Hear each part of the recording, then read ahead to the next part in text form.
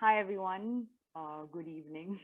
I hope you guys had a good weekend, and we really hope that this event will be, a little bit refreshing before you start your week, and you can get a few different perspectives on something we've all listened to, we've all talked about, and even practiced.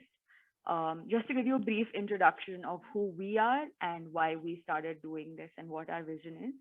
We're ThinkOcean India, and we're a student-led organization. And what we want to do in India is to facilitate more open conversations and provide a platform where everyone can be a part of a discussion, no matter what background they come from, or if either they're too threatened by very extremely academic webinars and discussions, or they have no space to go where they can find experts and still express all their wrong questions in their opinions, right? So we wanted to provide a platform to explore sustainability in all its forms, to understand the social aspects of sustainability, to understand very, very simple, basic questions we might all have, but provide a platform for them to do the same. And the first topic we decided to start off with is veganism, because as a team, when we were exploring veganism, we realized that even as a team, we were all on different sides and had different arguments and different views about veganism. A lot of misconceptions, a lot of difficulties, a lot of genuine struggles with veganism as a concept, veganism as a practice. So, what better thing to start off with?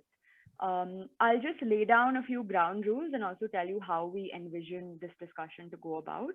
We want this to be very open, like most of you know, and what we've talked about is that we want this to be a general discussion. Then again, there are a few experts here on board as guest speakers who will help like facilitate a kind of direction to this conversation and give very valuable insights into specific fields that veganism covers. So what the ground rules are is that first and foremost, even though this is an extremely open, judgment-free conversation, we would urge you to be open-minded in hearing responses. We would urge you to be very mindful of the language that you use, and also please don't disrespect another person's opinion or another community in your language or in your speech, right? That's the basic ground rule. The second ground rule is that you can speak, but please do raise your hand before you speak and don't just unmute, because it will lead to a lot of chaos. Someone from our team will be, telling you who can speak next, and so that we facilitate a conversation while also, maintaining a structure. We also would urge all of you to keep your videos on. It will be great for, human to human interaction. All of us have just been just put into these screens, and it will be great to see some faces and actual conversation happening. So how we envision this is that each speaker will give either a small presentation, a small brief into their journey or their view and perspective to shed their light on veganism. And after around 10 minutes of each speaker, we'll open the door for anyone to ask a question, anyone to raise a point, anyone to sort of direct that question around the specific niche that's been discussed. And at the end, after each speaker gives their opinion and gives their perspective on veganism, we'll open the floor a little more to a kind of cross discussion and deliberation, and hopefully come to some fruitful suggestions to take away for ourselves. Right? So that's what the basic rules are, and that's what we're here. If anyone has any questions before we start the session, you can put it on the chat box and I can clarify it to you right now. Otherwise, let's get started. I'll just give you 1 minute if anyone has any questions.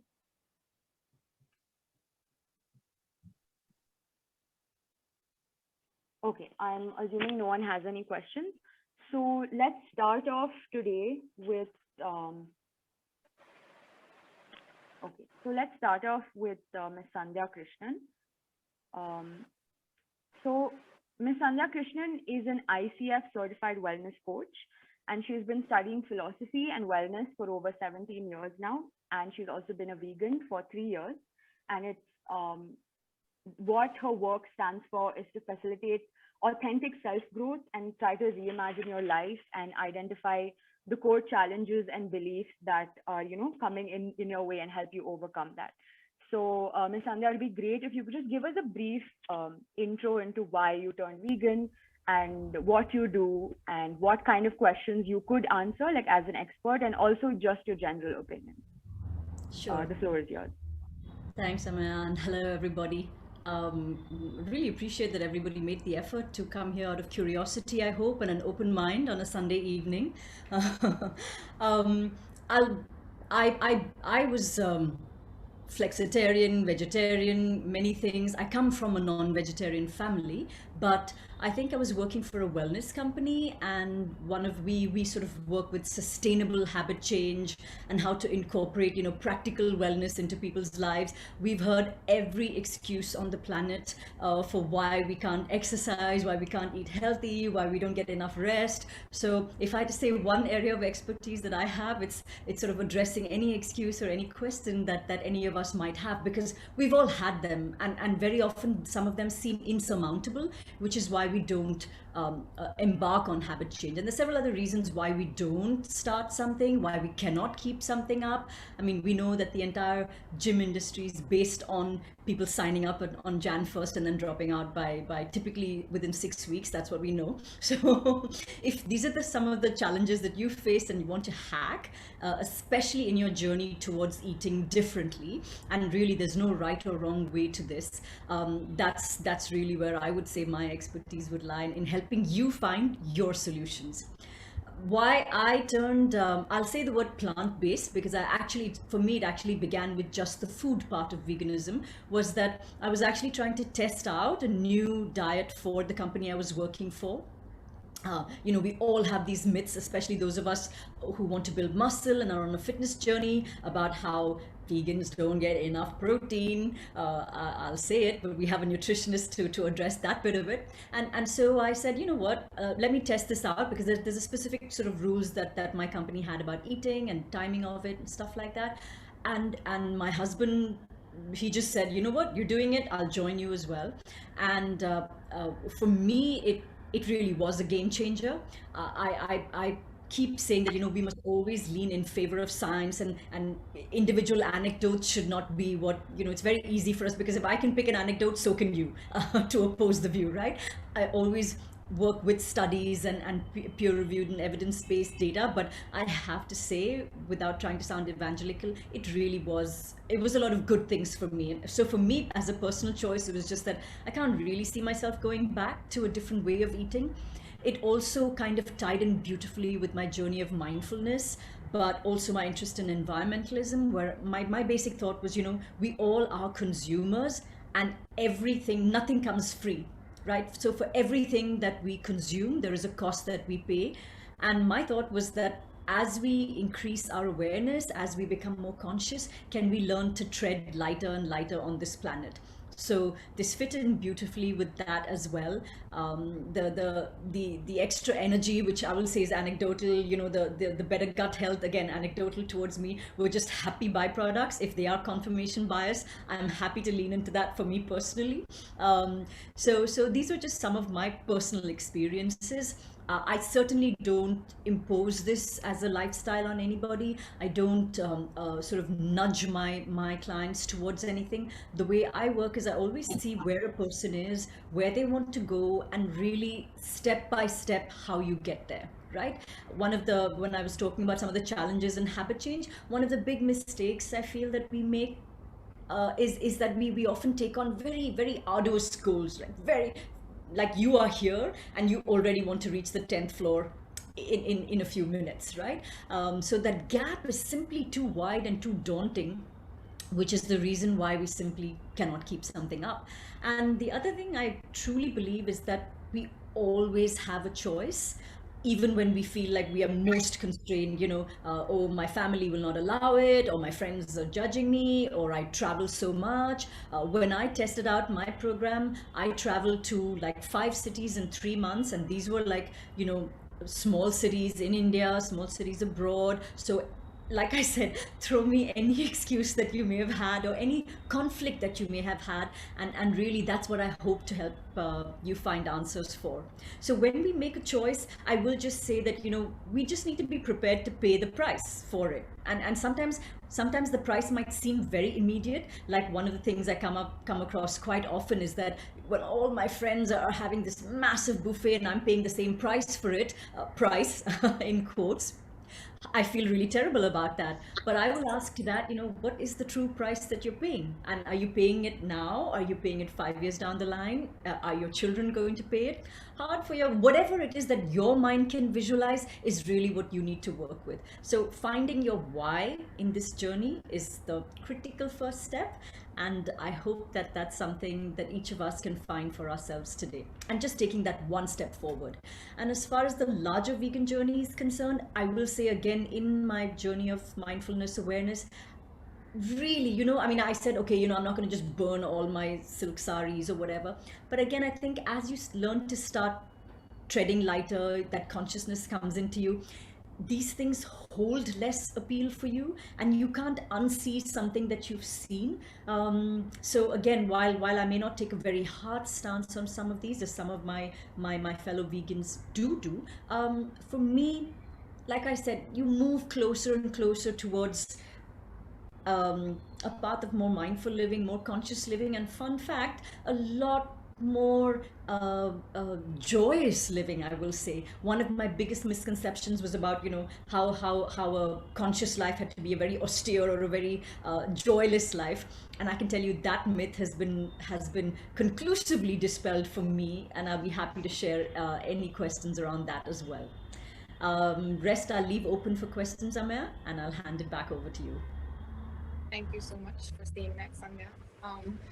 As someone who's also vegan and has to constantly deal with the fact of like, are you miserable with what you're eating? Something that we spoke about when Stuti and I called you the first time was how difficult it is as a human being to make change. It doesn't matter whether it's with your diet or whether you're trying to exercise, but it's also the fact that we now have confirmed proof that like the world is burning, and like it really does boil down to like personal choices that you make. So could you tell us a little bit about how Amaya,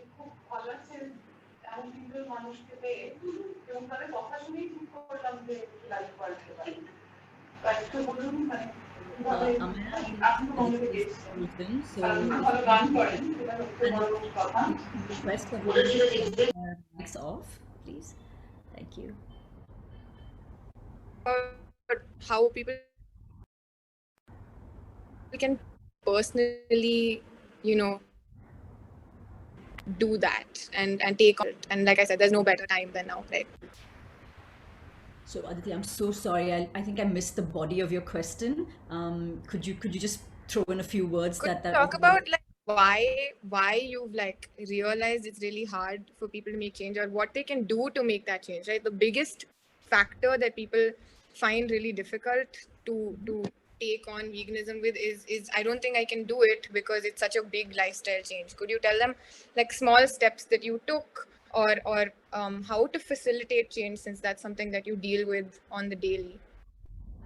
Absolutely. So the way the brain works, Aditi, is that we're unlikely to sort of take a new path unless we're reasonably sure that it's safe and that we're reasonably sure that we can succeed at it. Our brain, above all else, is here to keep us safe and free from attack or judgment, and so all of these factors combined usually make change quite daunting. Plus, a lot of our lives are lived sort of almost automatically, right? We don't want to make these cognitive heavy decisions. We don't want to have to make these new choices when there's already so much going on in your life. So I will say, take a good hard look at where you are today. If you're in the midst of complete chaos, if your personal life is in shambles, this may not be the best time to undertake a big change, in which case I'll say, take the smallest step. There's very little that will actually stop you from taking one small step. And we do have several cognitive biases, one of which is an all or nothing bias, which is that if I don't get it right completely, then I'm a failure. Right? If we dispel some of these and say that, if I'm eating meat 3 times a week, 3 times a day, 7 days a week, can I just start by, there's like meatless Mondays or veganuary, or just sort of be part of something and try it out. You don't even have to tell somebody. But what strengthens habit change is, in fact, hacking some of these, right? Do it with a buddy, do it with your partner, actually announcing your intention to somebody, starting small. lean into the minute you give your brain the idea that this is important to you, the minute the brain gives salience to something, you'll start seeing it everywhere. The fact that you showed up for a webinar on this just out of curiosity, you'll suddenly start seeing that there's vegan restaurants popping up, a friend that you never knew was vegan. You're like, okay, let's go together, let's check this new place out. Or even if you go out to eat, you'll say that, okay, you know what, I'm gonna order my usual, but maybe I'll add like something vegetarian, or maybe I'll ask my vegan friend to order for me. So when you start giving these ideas space in your head, you'll start seeing occasions to actually exercise them. So as the basic first step, I think that's just the easiest way to start. And the second I'll add is to find your why. I think one of the reasons we get so confused is that each of us has a different reason for making these choices, right? For somebody it could be environmental, for another person it could be health, for a third it could be based on ethics. So each of them has their own data and has their own sort of behavioral process. So I'll say, when you know what's really important, because we know that for us to change these well-established neural pathways, the initial step will be a little uncomfortable always. So our brain, when it has a good enough reason to make that switch, then it's far more likely to. Thank you so much for saying that. So I hope that helps people who are looking for community and their reason. We'll move on to the next speaker now, so that we have time later to ask questions to all our speakers. Our next speaker is Roshni Sanghvi. She's an Indian plant-based sports nutritionist and body transformation specialist. She is the first Indian to represent on a national bodybuilding stage, being 100% plant-based diet. Roshni is a holistic nutritionist, graduated from Nutraphoria College of Nutrition in Canada, and she's an ACE certified personal trainer. She also is certified in body shred and animal flow instructor with specialization in disease reversal through food and lifestyle modifications. And I'm really excited to hear her views on what she's going to talk about, because a really big challenge that most people face when switching to a vegan diet is, where will I get my other nutritional requirements from? Thank you so much, Aditi. Thank you so much from everyone from ThinkOcean for organizing this. I think it's a wonderful platform for people to connect and have like an open conversation, ask your questions, clarify your doubts, because I sure missed that when I transitioned to a vegan diet. In fact, I remember when I transitioned and made the switch to a vegan diet, I honestly thought I was the only vegan in India. I didn't even know that other people were following the same thing. And then I came into contact with support groups, Facebook groups, and I live in Bangalore, and Bangalore has a very beautiful vegan community. But we also had vegan potlucks where I came in contact with other people, making things so much easier for me. So let me start by telling you a little bit about my journey. I was introduced to the concept of veganism when I was 18 years old. I remember my English literature teacher, my professor, she used to walk in with a Starbucks mug every single day, every time she came to class. And she used to make these anecdotes about, being vegan, and sarcastic comments about going vegan and how veganism is right. She was a vegan herself. So she used to talk about how veganism is right for the environment, for the animals. And I did not even know what veganism means, because I was like, hey, I'm from India, I'm vegetarian. So that's what veganism is. But then as I started exploring that, I understood, and I was like, how are you having Starbucks? You just said you're vegan. That's not allowed. But then she was like, no, you get plant-based milk. And that was the first time I was introduced to even vegan alternatives, that there's something like that. But because growing up in India, you're so sort of, entrusted with this idea that milk is so important for you. It's important for your bones and calcium and proteins, and so much of milk is fed to you since a very, very young age, and paneer and ghee. I did not transition to a vegan diet till I was about 23, which is 5 years from when I knew what veganism meant. And the only reason I did it was because I was on a trip internationally where there was very limited vegetarian options, and I ate a lot of cheese pizzas and a lot of protein powders. I was carrying whey protein with me, so a lot of protein powders, and I came back to really horrible skin. Now, I knew a vegan diet could help me get rid of my skin issues, but for me, in my mind, it was, you can either build muscle mass and stay healthy, because I was in the fitness industry, or you can have great skin. You can't have both at the same time. And this is what we commonly see.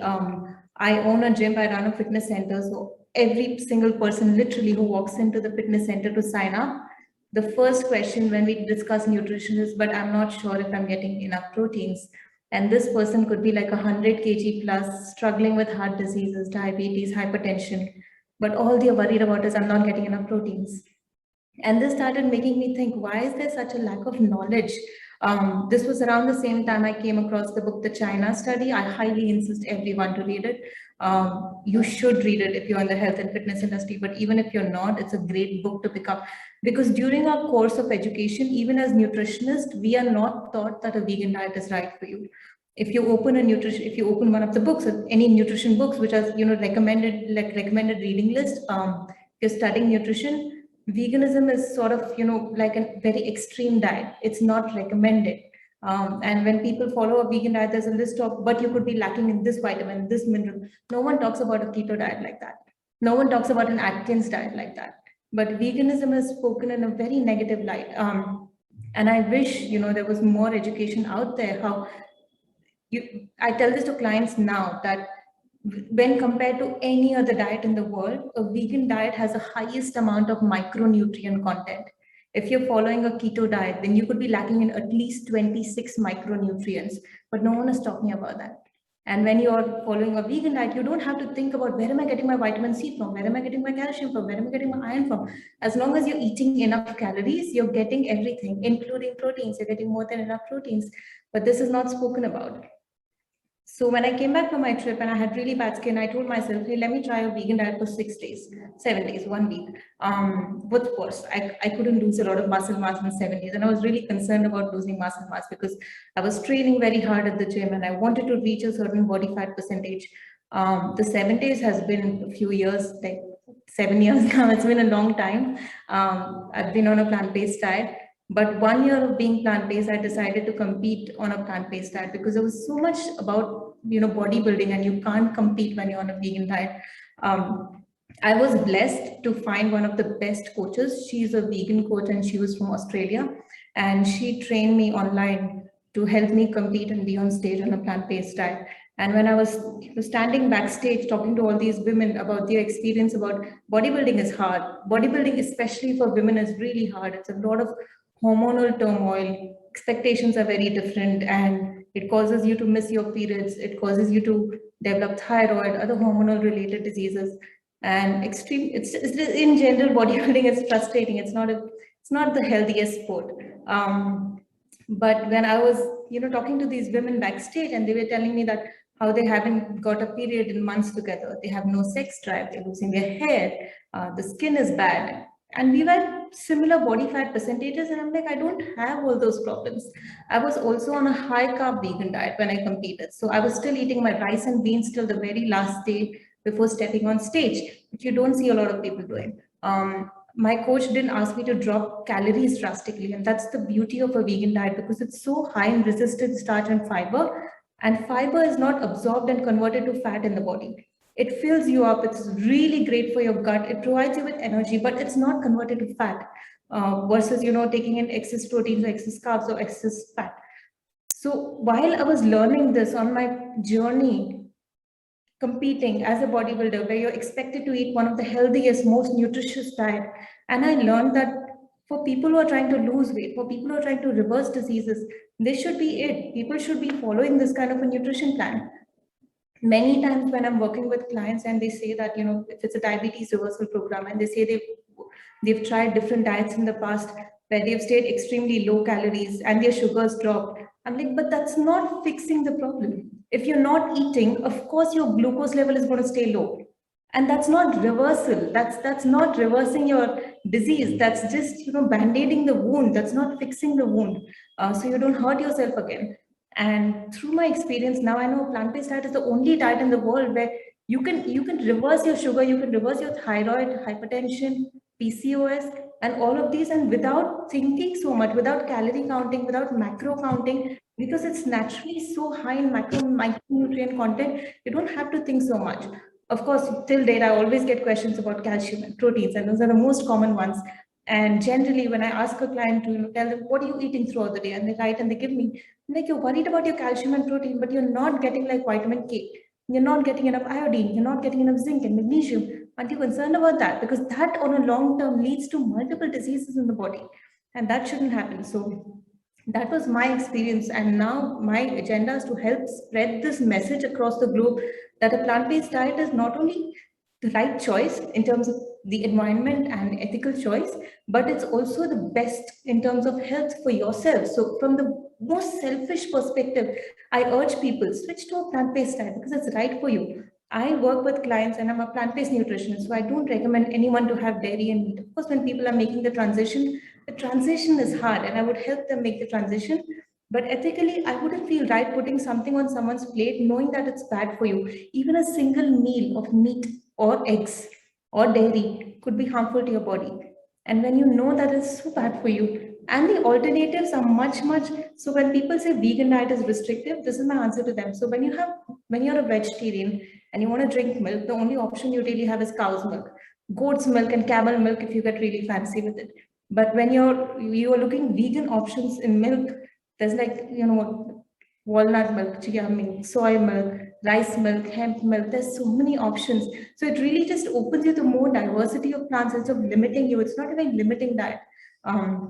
So yeah, that's been my experience so far. And I'm looking forward to answer questions, clarify doubts for people who think that the vegan diet is not sustainable. I would love to, answer questions for you all. Yeah, so I'm sure all of us have a lot of questions. I do too. Like personally, I think nutrition is a big part of what I want to explore, but also we're a little bit behind on time. So let's push the questions to after we run through the rest of the speakers and the rest of the perspectives. So the next speaker is Pratik Gautam. And Pratik Gautam is a former IT engineer, but he works now as a journalist, a video editor, and a filmmaker. And more importantly, he's been a Dalit activist for more than 12 years now. And he's also been an animal rights activist for 8 years now. And he's published a few articles on how the animal rights movement and the anti-caste movement are interconnected. And he's also contributed to Julia Felice's book called Veganism of Color. So what he's going to take us through is the history of the caste system and like shine a bit of light on how the anti-caste movement and how the animal rights movement like directly affect each other or how they affect each other. So Pratik, like your 10 minutes are here. You can just give an intro on like your journey and your perspective of this, and then we can go into the questions later. Thank you for a warm introduction, Amia. And I would like to start by saying the problems. I mean, I'll start by saying that it's already been 30 minutes and nobody has mentioned about how caste plays an important role in access to nutrients and in access to this in decision making things and a lot of things that we deal with every day. And there is something like it's very straightforward that we've been talking so much till now, but it's not been there. I mean, the caste or the caste perspective or even the think about that how caste can play this role of decision making in somebody's life has not been told yet. And so one of the things that I like already see, I can already see that how this whole sort of talk and just the whole sort of what do you say, this session is catering to a certain kind of audience, and it coming to a certain kind of caste, only to upper caste and only to urban audiences. Because when we try to explore it in a different ways, when we try to talk to people from DBA community, Dalit Bahujan Adivasi communities, and when we start to think about from their perspective, the thing it completely changes. So that's one thing. And so I'll now start about myself. I became vegan around 7.5 years, as you told. And it was an overnight decision, actually. I told that I've been into anti-caste movement for the last 12.5 years. But, when you're growing up, when you're coming from this family, this background, you become the part of the activism before you even know what the word discrimination means. Because as you step out of your house and you start to meet people from your society, and they start to discriminate you against based on your caste and based on your caste, basically wherever you go, whether it's a school, whether it's your neighborhood, or whether everywhere, you don't even know how it's working, you don't even know what's happening, but you become the part of that movement. You start to resist, you start to ask questions, and you start to take part, you participate. And that's where you start to develop this thinking of discrimination, like how different people are being discriminated based on different things. And this is what led me to see the animal exploitation, where I could connect my suffering and my the discrimination I faced. I tried to relate to the animals, and I became vegan. I mean, it was an overnight decision. I did not think what will I eat. I did not think at that time that how will I sustain myself, or how will I sustain my health, or anything. I just became that I felt that this is something I should do, and I did that. And that time I was in Bangalore, and I like Roshni, I didn't know anybody who was like vegan anywhere around me, and I thought I was the only one that who became vegan. And but luckily, like I had few people that I knew from Facebook and from other internet mediums. I started to hang out with them, and I started to do activism with them, and from through them I started to know a lot of people and participated in activism. And earlier, when I was part of the activism, we were completely focused on animal rights, and we were completely focused on how to turn people vegan, and how to tell we were like so trying to force our views on others, like disregarding from where they come from, disregarding from what their background is, disregarding everything, what they're struggling, what their life going on. And that's where I first started to feel uncomfortable, because I was going and talking to people from my community, and they were giving me genuine reasons that why they can't go vegan, or why they can't have that changes that I can make, and things like that.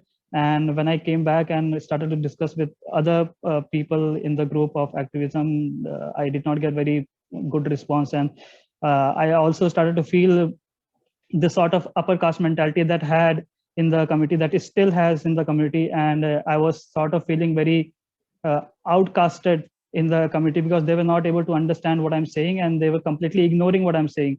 They were like, oh, these are just million problems, and this is like, this can be ignored, this already there, and we are humans and they're animals, and the animals are suffering more, and your suffering is like, they were trying to negate what I have been through, my personal lived experience, and the lived experience of my community, which was very, I mean, it was eye opening for me.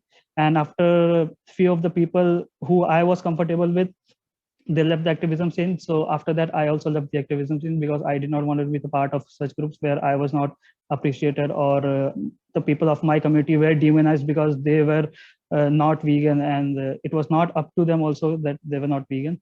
So that was one of the problems that I saw. And the other thing, so when I saw this, I started to dig more and more into this, that why this problem is there. So, and I realized that this whole movement of vegan movement in India or in Indian subcontinent is completely controlled and directed by only upper caste people. Like whatever they do, upper caste, urban class, and all those upper class society, that kind of people, they control it. And it was like anything else, any other narrative was completely ignored, or they were not even entertained. And so this brings us to the next problem, that people from Dalit background, people from Bahujan and Adivasi background, they felt discriminated, that their lifestyle and their choices basically, these are not even their choices, because they were forced to live on those diet, and they were forced to do those jobs that involve animal exploitation. And ignoring this, all the people were trying to force this, that they were trying to demonize our community because we were not vegan. So one of these things was there. So I think I'll start with all of this. And another thing that I noticed was how nutrition, see, Dalit Bahujan and Adivasis contribute to around 85% of this population, of country's population.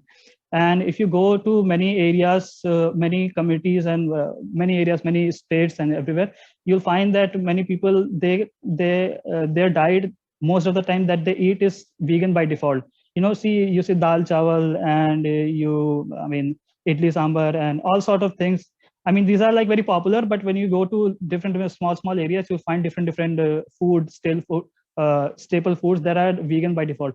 But then there is one reason why is vegan by default, because they can't afford to have dairy, they can't afford to have meat products all the time. I mean, they will have occasionally, like when there is some big function going on, when there is some very good occasion, when they want to celebrate something, then they'll have flesh and they'll have dairy products, but otherwise they won't be able to access, because they can't afford it, they don't have the means to afford all these dairy products. But then this brings us to two more problems. This is not something that a vegan community or we as a vegan should cheer about, because this comes from the two problems. First is that I'll just obtain it.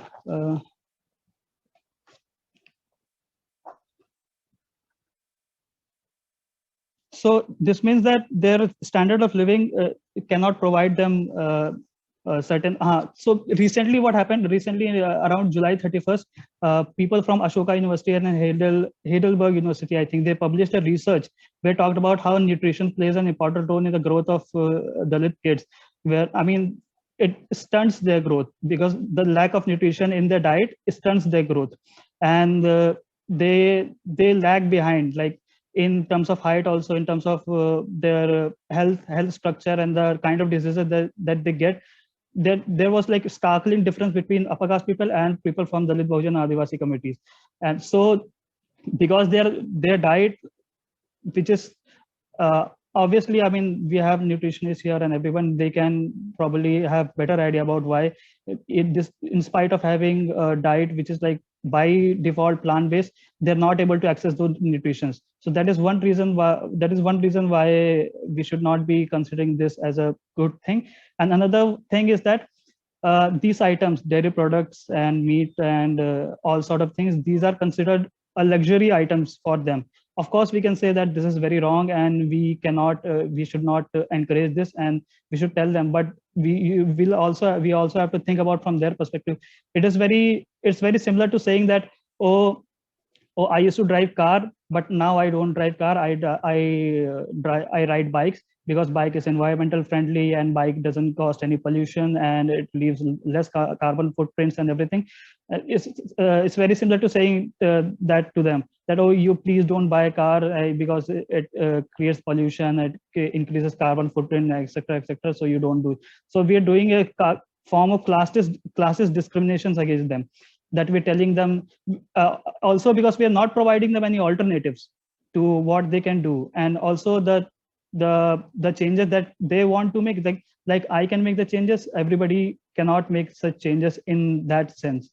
And even in that way, I mean, if we go by the definition of veganism, which says as far as possible and practical, we can tell them that, you think about from the animal rights perspective, and we try to rehabilitate them in very different ways.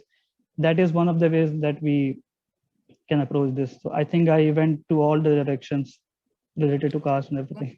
I mean, like the whole point of having this conversation was to highlight that, like, environmentalism has always been very intersectional, and a lot of times we just conveniently leave really big, important parts of the picture out of conversation. And I'm sure, like, there are a lot of questions that everyone is going to have at the end of this, including how we can make veganism more inclusive, what we could do.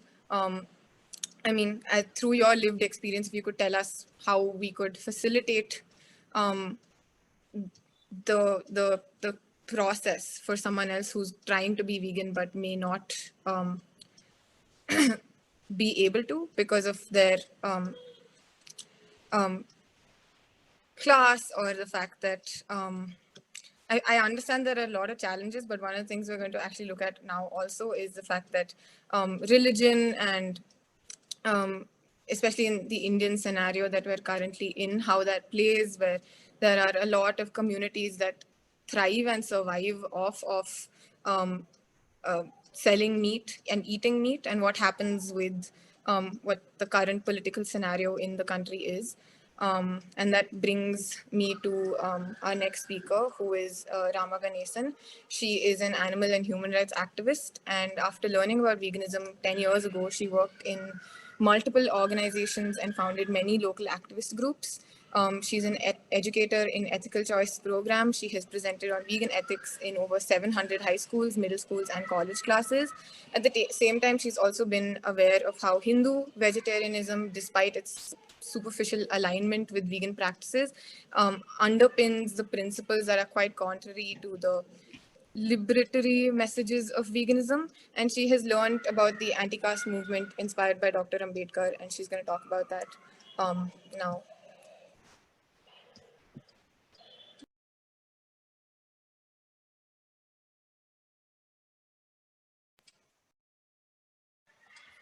Hi, Rama, can you hear us? I can hear you. I think I was muted, so can you hear me now? Yeah. Okay. So yeah, thank you, and thank you so much for Pratik. Hi, Pratik, how are you? Nice to see you. Thank you for asking me to be here. I mean, I think that being anti-caste in the vegan movement is extremely, extremely important. It's pretty much all I think about these days. Quick recap on how I became a vegan. I've been vegan for 9 years. I learned about it 10 years ago because my son, who was going to college, was given a book to read. It's called Eating Animals by Jonathan Safran Foer. So I read that book, and you know, it really moved me. And after about a year, it took me a year to really research everything. I didn't know any vegans either, and I became a vegan after that. So it's been 9 years. So even right away, you know, I'm a Savarna woman. Okay, I was raised vegetarian. Never ate meat. Never even thought about it very much. Never been that important to me to eat meat. But as soon as, you know, when I started thinking about veganism, I knew that my vegetarianism was nothing to do with being kind to animals. It was nothing to do with ahimsa. Maybe vaguely I could think it was that, but you know, really it's about purity, right? It's about purity and pollution, and how we as Savarnas and Brahmins especially hold ourselves as superior and pure, and other people, specifically Dalits and some other oppressed caste groups and others as impure. Okay, so I knew that that's what it's about, so the vegetarianism is a dehumanizing practice, and it is contrary to the liberatory message of veganism. It's the opposite. So the people think they're the same. I live in the West, right? I lived in America 35 years, and people think Hinduism, ahimsa, oh, they're all vegan over there in India. Yeah, well, we're not, first of all, and secondly, it's not what you think it is. It is actually a very oppressive practice. Okay, it is a right-wing practice. Actually, it's about hierarchy. You know, it's not about liberation. It's not about egalitarianism. It's not about equality. It's about establishing hierarchy. No, another thing I'll tell you about my own life. I worked in animal labs for 10 years. I was a scientist. I have published works on it. You could probably still find. You know, all the time I was considered pure. You know, nobody's excommunicated me from my religion, you know, because I wasn't eating meat, but I was still torturing animals. You know, I was torturing animals. So for 10 years. So all this was going on, you know, and casteism is in our scriptures. It's our religion. That's where it comes from. So if veganism, you know, is about dismantling, you know, for me, I know we've talked a lot about things like health and so on, but really veganism for me is about dismantling my privilege over animals. That's what it is. You know, we use animals as commodities, but actually they are sentient, thinking, feeling, emotional beings. They feel pain, and we are blinkered, and we choose to use them as commodities. That is the culture we are born in. Everybody, not I don't just mean Indians or Hindus. I mean everybody, whole world. That is the culture we are born into. We have been domesticating animals for over 10,000 some years. which is when you think about it, a very brutal practice. Sorry, excuse me, I have a domesticated animal right here, being kind of a pain. So if veganism is about dismantling my privilege towards animals, which it is, absolutely it is, considering them, their own interests, their own rights for the world, not just me, not just myself, then definitely I should be dismantling my own privilege towards other human beings as well. And definitely caste is a big issue there because it is so tied up with diet and what we eat. Okay, so that's a big thing. And I mean, I'm not only caste privilege, I have racial privilege and other privileges living here as well. But I focus on anti-caste veganism. I could tell you, we know that, even today, that it is no question about the fact that vegetarianism, not eating meat, is about purity. We hold certain people who eat meat as impure. We oppress them. We dehumanize them. We know that. We don't need any proof. We don't need to read papers. We know it because it happens to this day in India, in the diaspora. We know that. Okay, but we can also look at the literature and say, how did we become vegetarians? How did Brahmins become vegetarians, right? And Dr. Ambedkar's account is the best. I haven't come across any account that is a good rebuttal. I mean, looking for them. If you have a good one, let me know. I'm searching. But we know that from the scriptures, from reading the Vedas and so on, even reading the Upanishads and others, we know that Brahmins were eating meat. Animal sacrifices was a huge part of Brahmanism. It is, in fact, a critical point in Brahmanism is animal sacrifices. But at some point, Brahmins switched, started eating, started becoming vegetarian, and started holding themselves superior, mainly for that reason, but for other reasons. But that is one big reason. And how did that happen? Well, Dr. Ambedkar says it's because Buddhism and also Jainism, but Buddhism came up as a revolution towards Brahmanism, saying, why are you doing all these sacrifices? It's meaningless, it is wasteful, it's cruel. And then Brahmins decided to kind of one-up over the Buddha and Buddhism and saying, well, you know what? We're going to go vegetarian and you guys are all untouchable. Okay, so that's the history of vegetarianism is about dehumanizing other people. It's about calling other people impure and polluted. And again, these are contrary to the principles of what veganism is about, because veganism is about liberation. It's about liberation, and it's about collective liberation. Liberation, if you're going to liberate animals, you have to liberate human beings as well. So, so I think that people, everybody, yeah, sure, go vegan if it's possible for you. But definitely you should also be going anti-caste. You should also be reading anti-caste literature, being part of anti-caste groups. You should be dismantling your caste privilege. There are so many, I think there's lots of, when you look for them, there's lots of resources. Read Annihilation of Caste by Dr. Ambedkar. It's freely available. I think I do more for the vegan cause by being anti-caste than by working on vegan advocacy 24/7. When somebody becomes vegan, as I did, and then you have this intense urge to go out and proselytize and tell everybody, you know what, you don't have to eat animals. Of course, veganism is not just about not eating animals. It's about not using animals in a lot of ways. For me, it's about having a different mindset towards animals. It's about your attitude to animals, right? So once you have that attitude, everything else follows. Everything else follows. So I think I do more for the vegan cause by being anti-caste, because I think the incremental value of a vegan Savarna or a Savarna person who is honestly trying to dismantle caste is much greater than just another Savarna privileged person going vegan. Okay, I think my value as an anti-caste person is more. Okay, and there are so many things that we do that are ridiculous. And I think that there are a lot of things that, I can't speak. I have been in India since I've been a vegan, but then again, I don't live there. So I won't say I know everything that's going on in India, but I do know there's a lot of attraction and to what's going on in the West, in the US, and trying to import that wholesale. And they don't fit. I mean, I'll give you one example. There's so many, but this example came to mind yesterday because I was reading an article about it. Take, for example, the Liberation Pledge. Okay, this is something the DXC folks came up with. I mean, there's nothing really wrong with the Liberation Pledge here. I guess it works, but basically it means don't sit at the same table as people who are eating meat and other animal foods. Don't sit at the same table. Okay. Now think about what's happening in India. I mean, you already have people separating themselves based on caste. You know, I'm not going to. People are untouchables. You can, you can't. I can't sit with you. I can't. And then you're going to add this Liberation Pledge, and what is that? That's like, it's like old wine in a new bottle, right?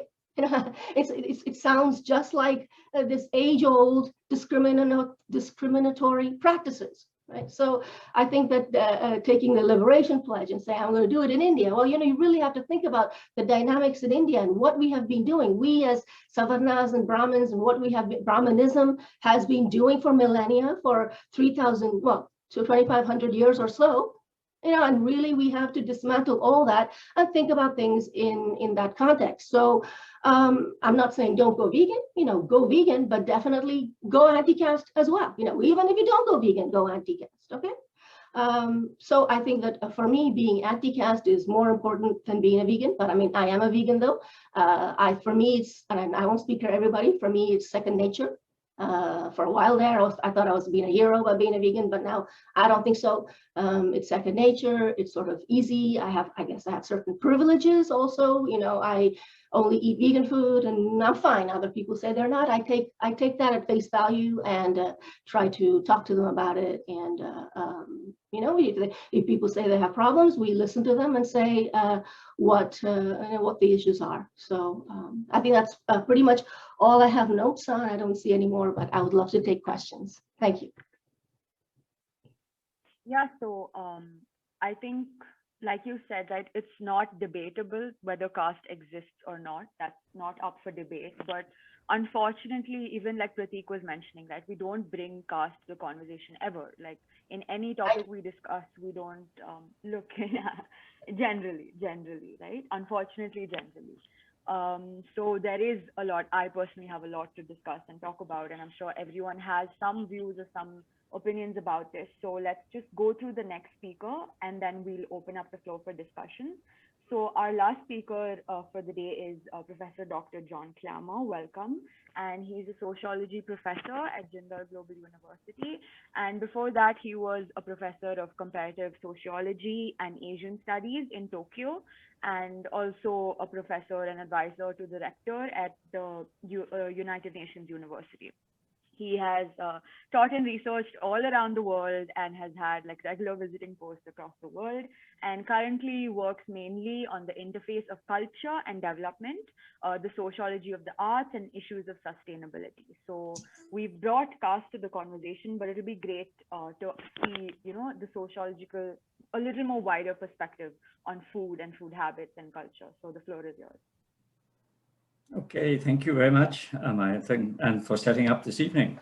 So good evening, everybody. In fact, this international life that Maya talks about is actually going on now, because right now, actually, I'm in Japan, not in India, having not been able to get back into India for some time, but that's another story I won't bore you with. But thank you. And thank you very much for the previous speakers, because you've touched on some of these critical questions. Amongst the issue of individual health, of course, is something we're all familiar with in relation to diet, right? And in a sense, the medicinal nature of diet as a way of maintaining, you know, optimum health.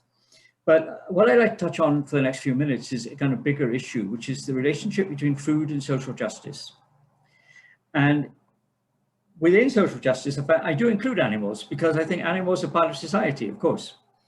And there are a number of angles, of course, we can take on this. And I think Rama has brought out some of those very, very, very clearly, right? You know, I think most of us are aware of the cruelty which many farmed animals, not in natural farming, but the kind of animals that live in feedlots and so on.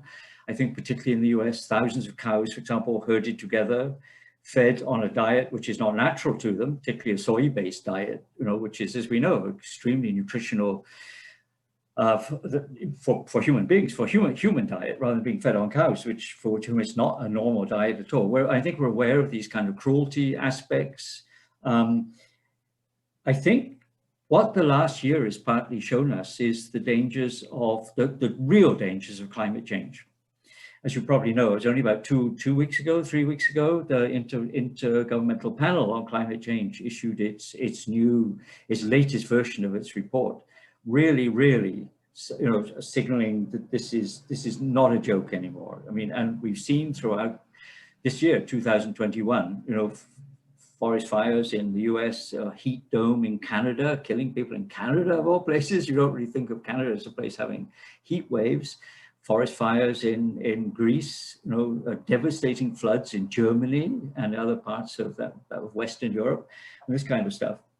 But when we talk about climate change, I think it's also worth thinking about the relationship between climate change and our diet. And there's a very close connection between them in two respects. One, of course, is that, as we're aware, I mean, ruminant animals, cows are physically the biggest ones, of course, are a major contributor to methane emissions.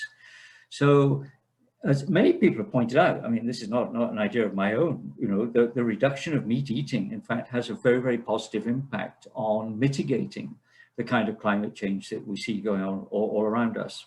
It has the other effect, of course, which is that climate change is going to have devastating effects on farming in general, including in India. I mean, India is likely to be very, very vulnerable to shifts in climate in terms of rainfall, drought, unusual weather conditions, unseasonable weather, too cold, too hot, whatever it is.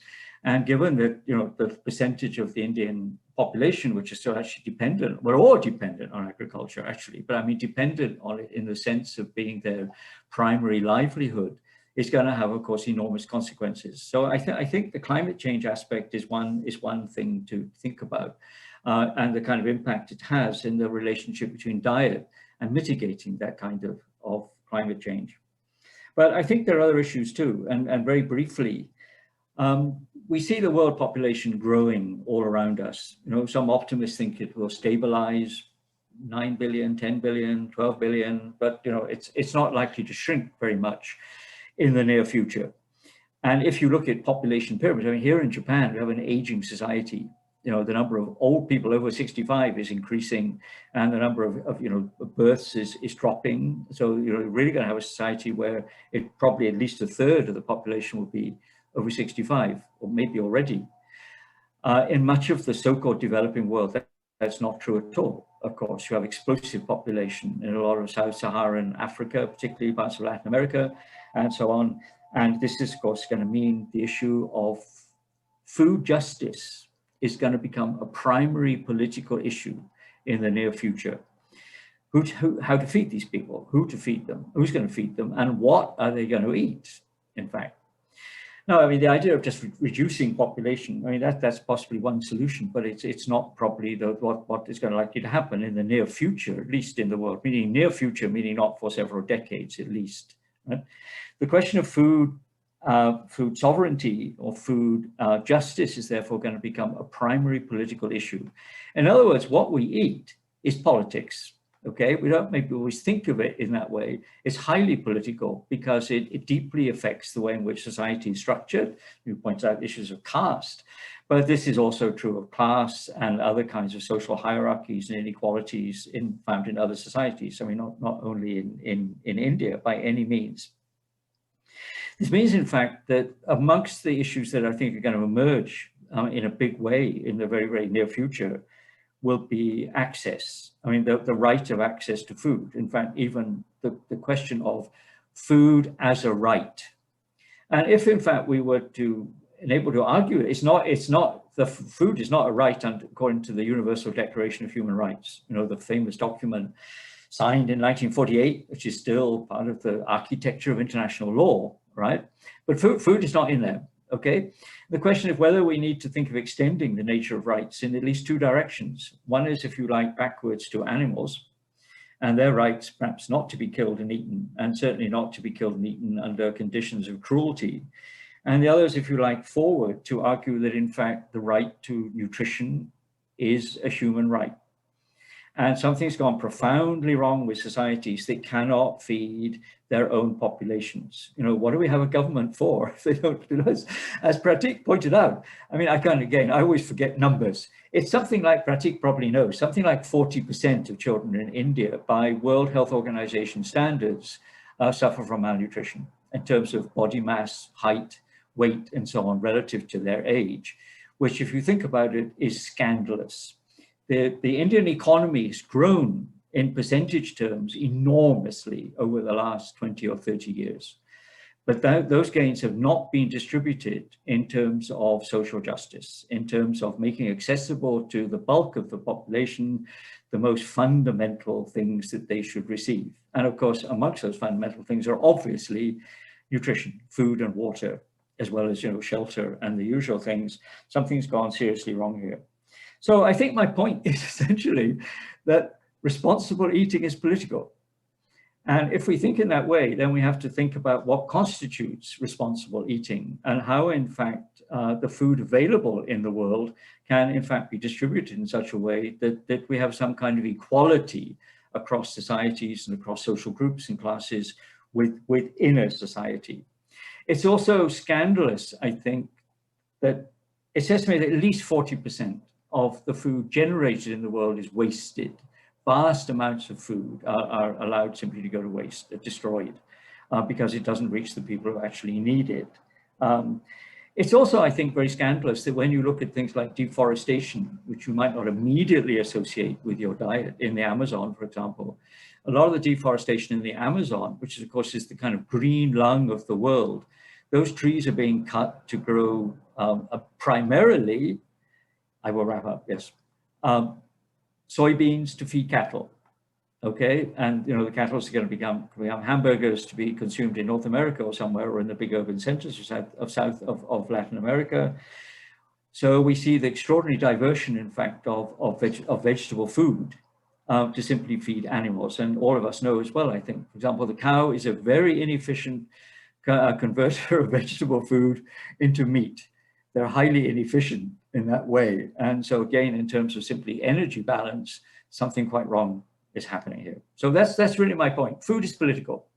And I think we have to address that question as well as the question of issues of individual health. So thank you.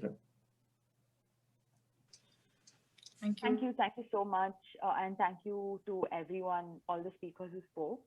So now I just want to explain to you how we'll go about this discussion. The idea is that these speakers' perspectives and the facts or the point of views that were laid out are not to be taken taken as their view, right? So the point is that all of us explore what this could mean socially and what this could mean for us individually, and kind of understand our responsibilities as people as well, and navigate this for ourselves, like we had talked about. So I open the floor now to discussions. If you have a question directed directly to a speaker, please do mention that before you speak or before you type it out to the chat. Otherwise, anyone can add to a question, can rebut, can retort, can add a point, and let's just keep this as a free-flowing conversation. So that it's not too chaotic, I would urge you to raise your hand so we can keep a track of who's going to speak and who's going to say something next. Jayasuriya Vishwanathan has put a question. Would you like to speak, Jayasuriya? Would you want me to read out the question? You can just let me know.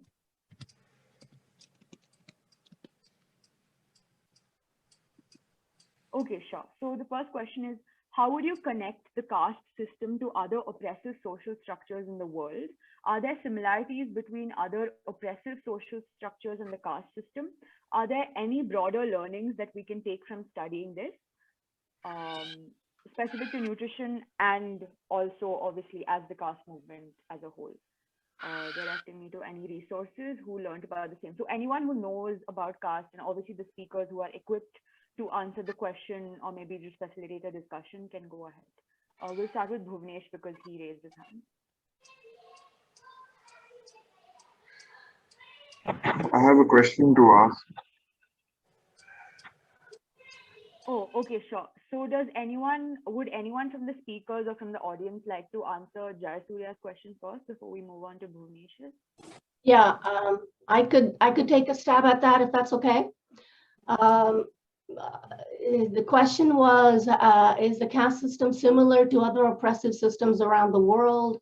And can we, what can we gather from that, and what can we learn from how the other oppressive systems work, and how we can use that to dismantle caste? Or is that the question? Something like that, right? Okay, so, well, I live in the US. I've lived in the US 35 years.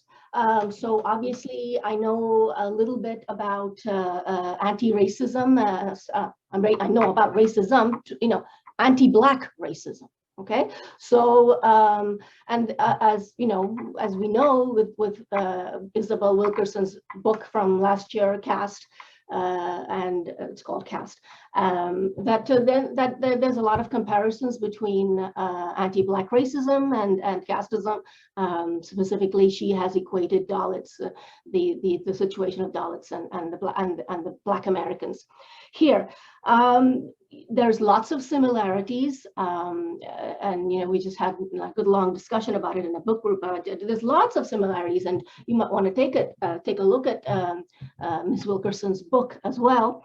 But how it relates to veganism is a different question. In some ways, it is similar in the sense that people, white folks who are privileged, going to Black folks and trying to force them to go vegan is very is very frowned upon.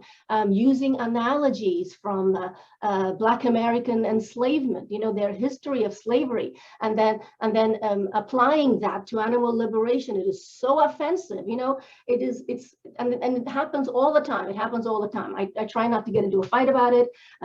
PETA has done it. In fact, Indian folks have been leading the PETA movement because, of course, what are Savarna Indians? We're also kind of like white people, right? So yeah, definitely it is, we do a lot of harm to oppressed people around the world when we try to ignore their plight and try only to look at the animals or only to look at veganism, and you have a very blinkered and a very narrow view. But on the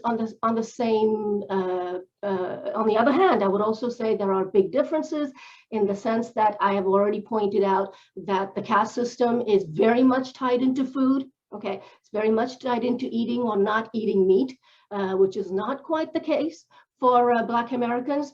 There is, in fact, a Black American vegan movement. And we can't really compare.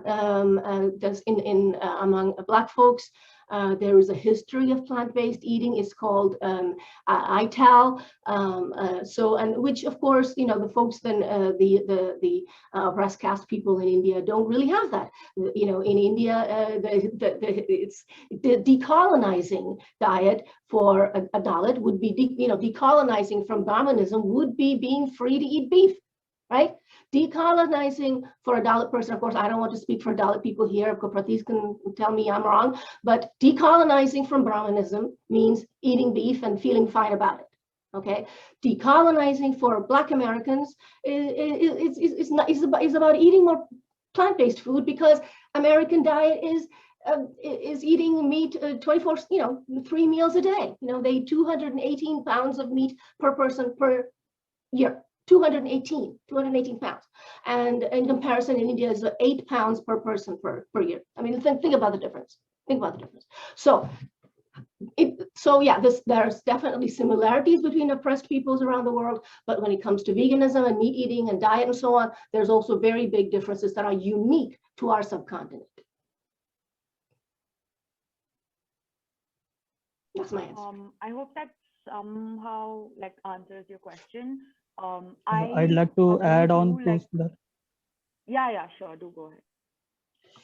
So, I mean, the question is that how similar caste system is to other forms of oppression in the world, right? And what people can learn about it.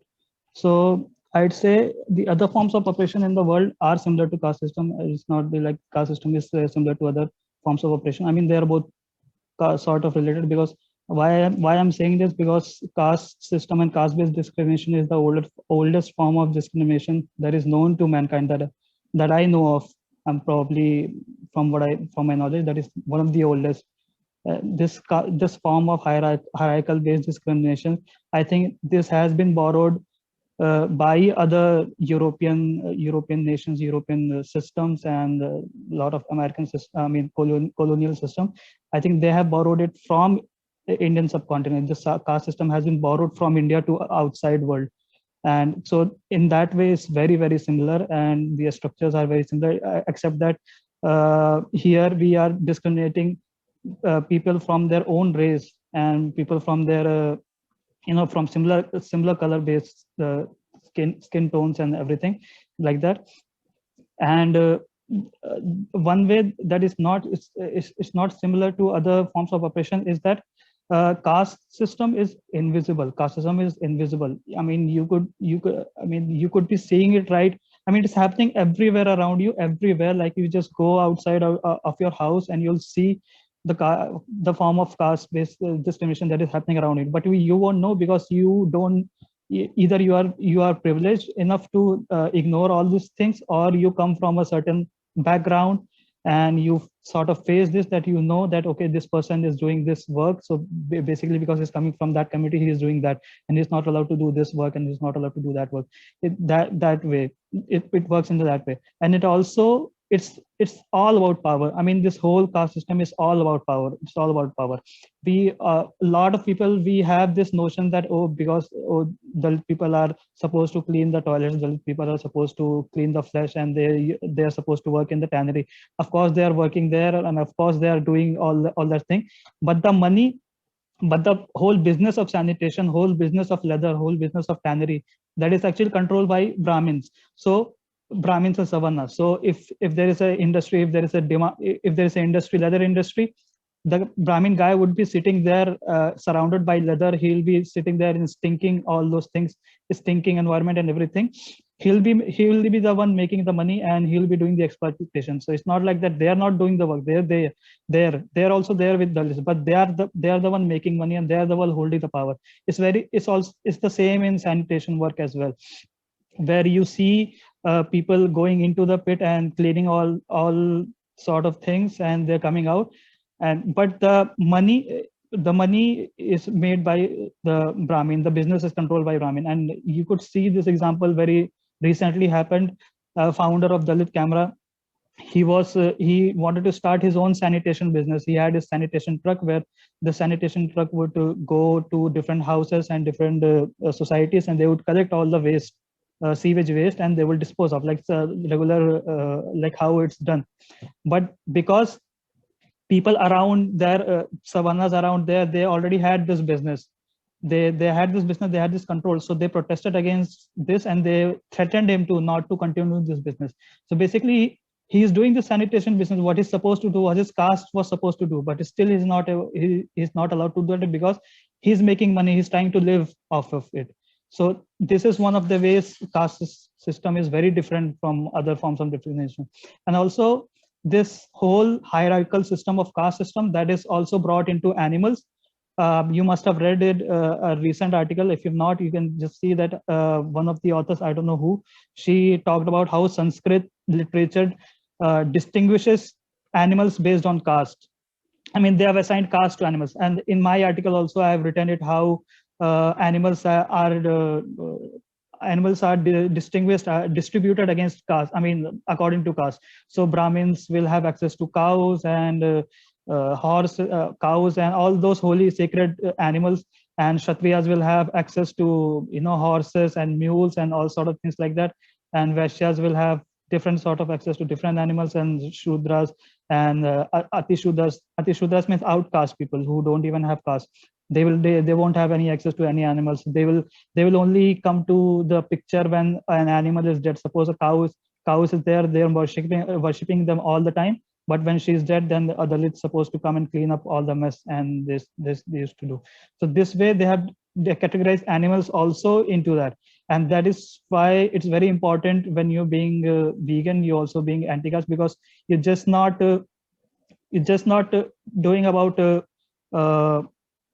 veganism, because if you just focus on veganism, you'll miss all these aspects. How to have approach different animals in different ways. All sort of things like that. I think maybe it has cleared a bit. I hope that answered your question. Another thing is that anyone who wants to pose questions with regards to what factory farming in India looks like, and something Rama also spoke about, which is the cruelty aspect. Lakshmi is actually here. She works for FIAPO, and I know you also have to leave, Lakshmi. So if you could just like briefly introduce yourself and give us your take on everything that happened here today before you leave, that would be great. Hi, everyone. Sorry, just a correction. I don't work for FIAPO, though I used to. I work for HUMANE Society International. I work in the farm animal department team, and farm animal department. And I actually wanted to, share some of the work we're doing, which is sort of connecting many of the threads that, or many of the issues that have been raised today. Upfront, I would like to say that it's definitely on the movement to be more inclusive. I think there have been some pretty nasty examples from the past of activism that alienates all kinds of oppressed groups. And yeah, I know Rama mentioned PETA, definitely. And in India, of course, the whole caste angle has not at all been successfully dealt with, or sensitively dealt with, rather. So I definitely think that the movement can be more inclusive and sensitive to different groups that have been historically oppressed and that have to deep connections with this. I think the sensibilities are slowly changing in pockets. There are efforts that are being made to include different angles. I don't have a caste one yet as an example, but even for instance, I think the whole environmental angle of factory farming, as John mentioned, where the industry is the largest contributor to climate change or greenhouse gas emissions in the world, more than the entire transportation sector combined. Yet that issue is really not spoken about in those kinds of terms by environmental groups, including in India. And I think connecting that to, and that's going to have widespread ramifications on the entire Indian population, most notably the oppressed ones as well. And so I think we're working on a couple of projects where we're trying to understand the environmental impact of, say, commercial poultry farms, and this sort of work is just sort of starting in India, I would say. So that's one thing. The other, I think, of the notable criticism against the animal protection groups is that there is no concern for livelihoods that are involved. And I would think that criticism is valid, because till now nothing has been done outside to address it. But for instance, I can give you an example of a small project that we're sort of piloting to make some positive, to move in a positive direction. For instance, there is this livelihood group, I won't mention its name, but they work exclusively with farmers in central India and on poultry. They basically help poultry farmers across central India, and they approached us recently to help transition those battery cage farmers, battery cage poultry setups to cage-free poultry setups, which essentially means that those tiny horrible cages that you see birds in will now move to a system where birds have some more space to roam around, because it is better for the farmer. So that was the case they made to us, saying that the economic incentives for the farmer were working out better, which is why they want to transition. And of course, it's better for the animals as well. So I think there's a lot of opportunity and creativity and innovation that is needed in these kinds of projects, which include these different stakeholders. So you have better for the environment, better for farmers, better for animals. And moving forward, we're looking at, I think, more of these kinds of projects. And I recall someone else was also mentioning, the absence of alternatives. We can go on and on about the ills of factory farming, but if we don't provide credible, tasty, and affordable, and most importantly, affordable and accessible products that are comparable in taste to the animal origin ones, I don't think any real change will happen. And so another big area of work that's happening in India, slowly now started again, is the developing the ecosystem for homegrown plant-based alternatives to meat, dairy, and eggs. So these are not the, some of you may have heard of Beyond Burger and Impossible Burger and all of that in the US. We're obviously not looking to import all of that here. That's not the agenda. The inspiration, I think, is to create local products that like some products in the works are actually biryani, basically food that Indians love, and Good Dirt and Good Milk are some of the brands that you may already be familiar with.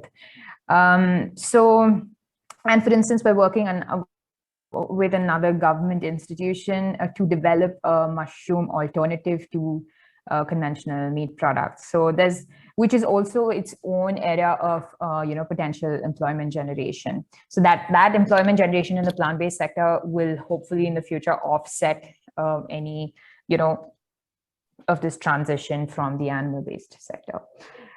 So yeah, I just wanted to speak a little bit about the work that we're actually doing in this space, and happy to answer any questions if there are any. Thank you. Thank you for good news also. I mean, that's always appreciated. Yeah, I think someone's raised their hand. Yeah, so Bhuvnesh has raised his hand, and then we can go to Aditya, after that which we can take up the questions in the chat. Hello, I have a question for Roshni. She had mentioned that, she was having bad skin issue, and then when she turned vegan, she stopped dairy. So I have been having bad skin for quite some time. I just want to know, I'm already vegetarian, not vegan, but then does dairy really help? Hi, Bhuvnesh. Thank you so much for that question. I think this panel is going so brilliant with so many different sort of topics coming up. It made me realize that all of us in our individual fields, we live in a sort of a box, and we specialize in that, be it with regard to, environment and job, or Lakshmi with regard to from the ethical perspective, to me with regard to health perspective. But when I was listening to, Prateek talk and listening about caste, it made me sort of realize that, especially for me, from this takeaway in the last about 1.5 hours, is really to be more empathetic in terms of when talking to people and coming from the background which they are coming from. Not everyone looks at veganism, and it's not even possible for everyone in terms of from a financial perspective or different perspective. So anyways, thank you so much for all the hosts for hosting this and having this sort of a talk. What tends to happen with dairy and acne is dairy does cause acne because it is largely related to gut dysbiosis. Your acne is really a reflection of your gut, what happens in your stomach and what happens in your gut. Gut dysbiosis is a condition when, in the most layman's term, I can say the bad bacteria in the gut is more than the good bacteria in the gut. This is the most layman's term of putting it in, but basically you're feeding a lot of inflammatory bacteria. And if you want to really, for me personally, it was about a 6 months journey. The moment I went vegan, my skin did not clear up. It took some time, but it started getting better every day. And this is because dairy stays in the body, which is why I also insist people when they say, I'm vegan, but then I would go out and have a cheat meal every once in a week. I allow myself to do that. It's okay if it's sustainability, if it's for a long-term lifestyle change for some people, but when you're looking at making a change in terms of your health, that's not the right way to look into it, because dairy meat stays in your body for a long time and it takes your body time to flush that out. That being said, a little over 75% of the world's population is lactose intolerant. That means you don't have the enzyme lactase, which helps you break down lactose, which is in milk, which is in dairy. Especially coming from the raw, just milk, it's so bad for you. And that is causing more and more gut dysbiosis, which leads to skin issues like acne. But more than acne is really just one small thing. More than acne, it's so much of a hormonal fluctuation in terms of estrogen hormone in the body going up, stores excess body fat, in terms of cortisol levels going up, autoimmune diseases. So you would want to stay away, and you don't even need to add any. Once you drop milk, what else? The first question which comes to the mind, what is the alternative then? Well, you don't even have to go out and look for alternatives to fill in that nutritional deficiency. There's no deficiency in the first place. There's nothing in a glass of milk which you're not already getting anywhere else. So as long as you're eating adequate amount of calories, you're getting your nutrients everywhere else. You don't have to worry too much about it. But yeah, it does help in terms of solving some issues. I have an entire YouTube video on this. I would insist you watch that. Sure, I will see that. And one more thing, I'm an importer. Basically, I'm a confectionery importer. We import confectionery items from all around the world. And I have one of my cousin brother who has become vegan, and he also has this brand called Only Earth. So, I was actually studying on this, getting some vegan products into Indian market. But, as, the only reason why I also wanted to attend this program is to understand, and, it's a very expensive lifestyle to adapt currently in India. Actually, that's you're looking at it. I know Only Earth does plant-based milk. When you're looking at a vegan diet, the only expensive is because of someone just asked a question about this also, and I was really interested to answer that. It's only because you're looking at vegan milk alternatives in the market. Vegan milk alternatives in the market are expensive. But when you're looking at roti, sabzi, dal chawal, vegetables, fruits, lentils, pulses, beans, grains, nuts, seeds are way less cheaper. Protein for protein content. Comparing the amount of proteins you're getting in lentils and pulses for the cost you're paying versus the amount of proteins you're getting from meat or eggs and the cost you're paying, it's much, much, much higher. So milk alternatives are expensive, and that is a demand supply thing. The moment the demand increases, the moment the supply, when more and more people are asking for it and more supply is produced, the cost also comes down. I think 5 years down the line, like 5 years back, plant-based milks were much, much more expensive. And now we have come to this. Now I think there are companies like Good Milk where it's really not that expensive. And I love that, Good Milk's vision is the same thing. 5 years down the line, it's going to be same at par cost or much lesser than you would pay for a liter of cow's milk. Today, cow's milk is adulterated with detergents and paint and so many different things, which is why the cost is coming down.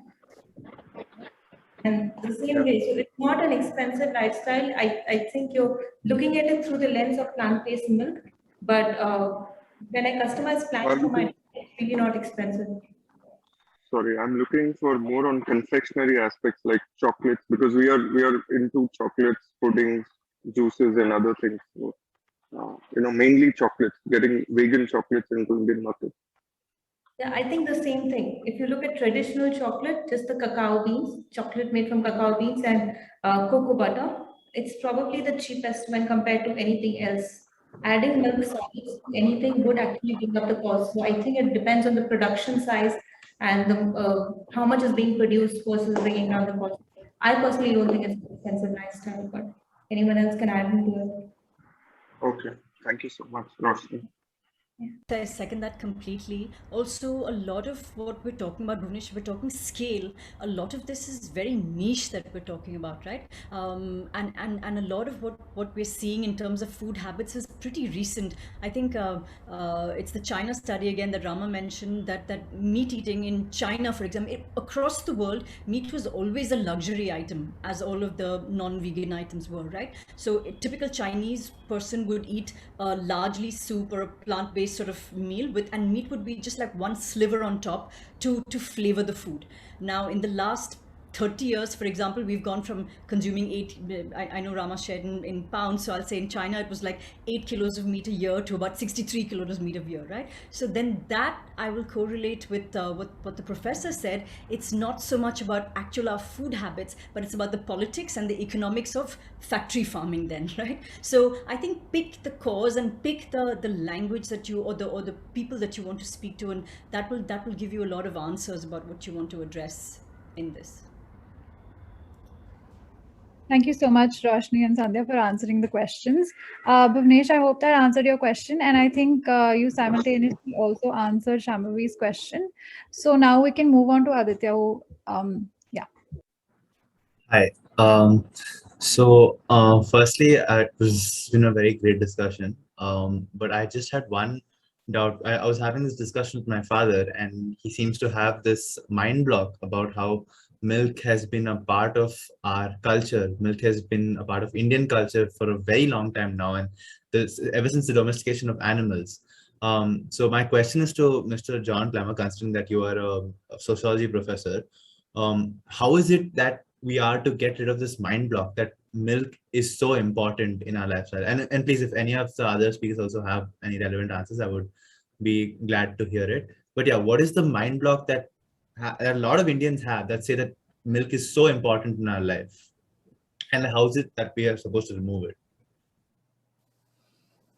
And I think historically, there have been dietary changes, huge dietary changes in society. And I think if you can find what triggers those kind of changes, it's true. It's very hard once you know, a particular foodstuff is kind of integral to a culture. It's very, very difficult to move people away from it. But I think part of the answer, I think some of the other speakers suggested, is alternatives. When you can make alternatives attractive. I mean, here in Japan, you could buy obviously soy milk. Soy is widely eaten, drunk, and transformed all sorts of things here. So our milk's made from almonds and other kind of nut products. I think part of the changing mindset is the health angle. If you can convince people that a dietary innovation is in fact beneficial, quite apart from its other impact on the environment and this kind of stuff, we're all selfish to a certain extent. Someone can convince me that this is really good for me, I will listen, I think. And if I can convince you that it's good for your children, you will definitely listen. And I think that's probably the way to go, is to find alternatives and to convince people that these are accessible, attractive, and in fact better than the alternatives that they've simply grown up with habitually. The habits can be kicked, smoking, all sorts of stuff. It's true of diet as well. It's always possible to give up things, particularly when there's an alternative that will work for you. And I think that's probably the way to go. It would be tough, right? In India, as you say, it's very, very deeply embedded, but it doesn't mean it's impossible, I think. May I add something? I think it is very hard. We are all over the world. I mean, dairy is actually ubiquitous. There are some cultures that don't eat dairy, but pretty much dairy is ubiquitous. And in India especially, we are completely brainwashed with respect to dairy milk and the cow being our mother and all that stuff, right? So I grew up with that, and we think it's impossible. The way I was raised, we think it's impossible for somebody to live without drinking cow's milk. But let's think about this. Why do we drink cow's milk? Why don't we drink dog milk? Why don't we drink dog milk? Why don't we drink zebra milk? Why is it that we think the cow's milk that's intended for the calf, the baby cow, right? Why do we think we need that, right? Isn't the humans make milk for their babies, right? And we are the only species that wants to drink the milk of another species, into adulthood and beyond old age. We're the only species that drink the milk of another species, and we're the only species who drink milk beyond our infancy. Okay, so milk is food for a baby animal that is a mammalian milk, and I'm not talking about nut milk. Mammalian milk is made by the mother, and for the calf, for the babies, or the human mom for the human baby. So we really have to start thinking about that. And I think in India, we do definitely have this feeling that dairy is crucial, important, critical. But hopefully with examples like that, and we can start to make some changes in your dad's outlook on things.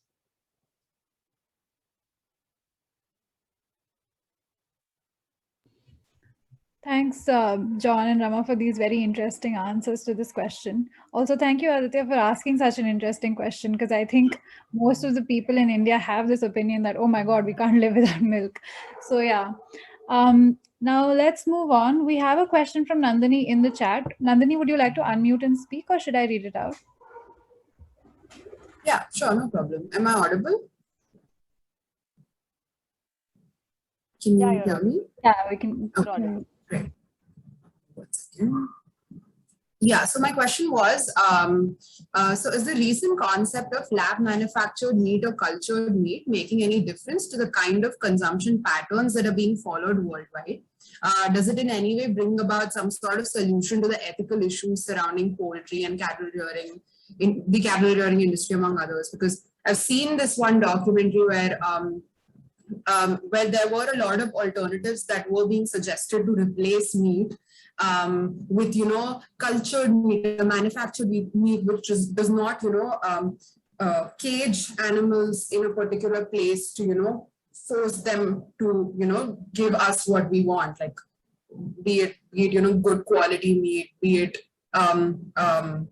eggs, whatever. So this concept of lab meat was given as an alternative to the kind of to the ways in which we're treating the animals to make them produce the meat that we consume. So is that any good? I mean, people are talking about it like it's a revolution, like it's going to make a big change, and it's also again only restricted to the US. I think someone talked about the Impossible Burger, so that's also something that's cultured meat or lab meat. So is it any good? Was my question. Thank you. Yeah, is it any good? Meaning, is it effective? Is it a useful idea? Is that what you're asking? I mean, does it actually bring up? Yeah. Does it like actually bring about a change? Does it make the industry better? Is it good for the planet? Is it ethically right, or is it just an excuse? Yeah. The answer is yes. It is definitely better for the environment. It is yes, definitely less cruel to animals. Yeah, absolutely true. So it is extremely expensive right now, I think. But what Uma Valeti, who leads, he changed the name of his company. It used to be called Memphis Meats, I think. Now it's called something else, up something. I can't remember the new name, Uma Valeti, but he said 10 years time, you should be able to get cultured meat 10 minutes from your home. 10 years time, 10 minutes from your home. That's what I got. Maybe he means in the USA, but maybe all over the world, I don't know. So yes, I do think that it is genuine and it is legitimate once the costs come down.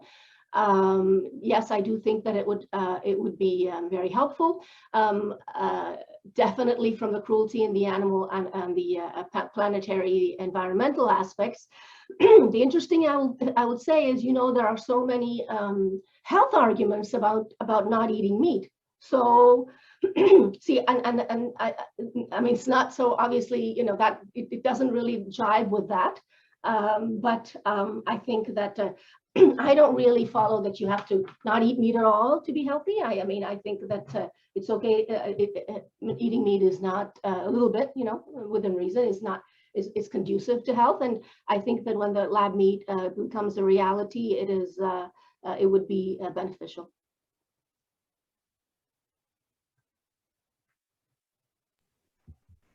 Would anyone else like to add to that?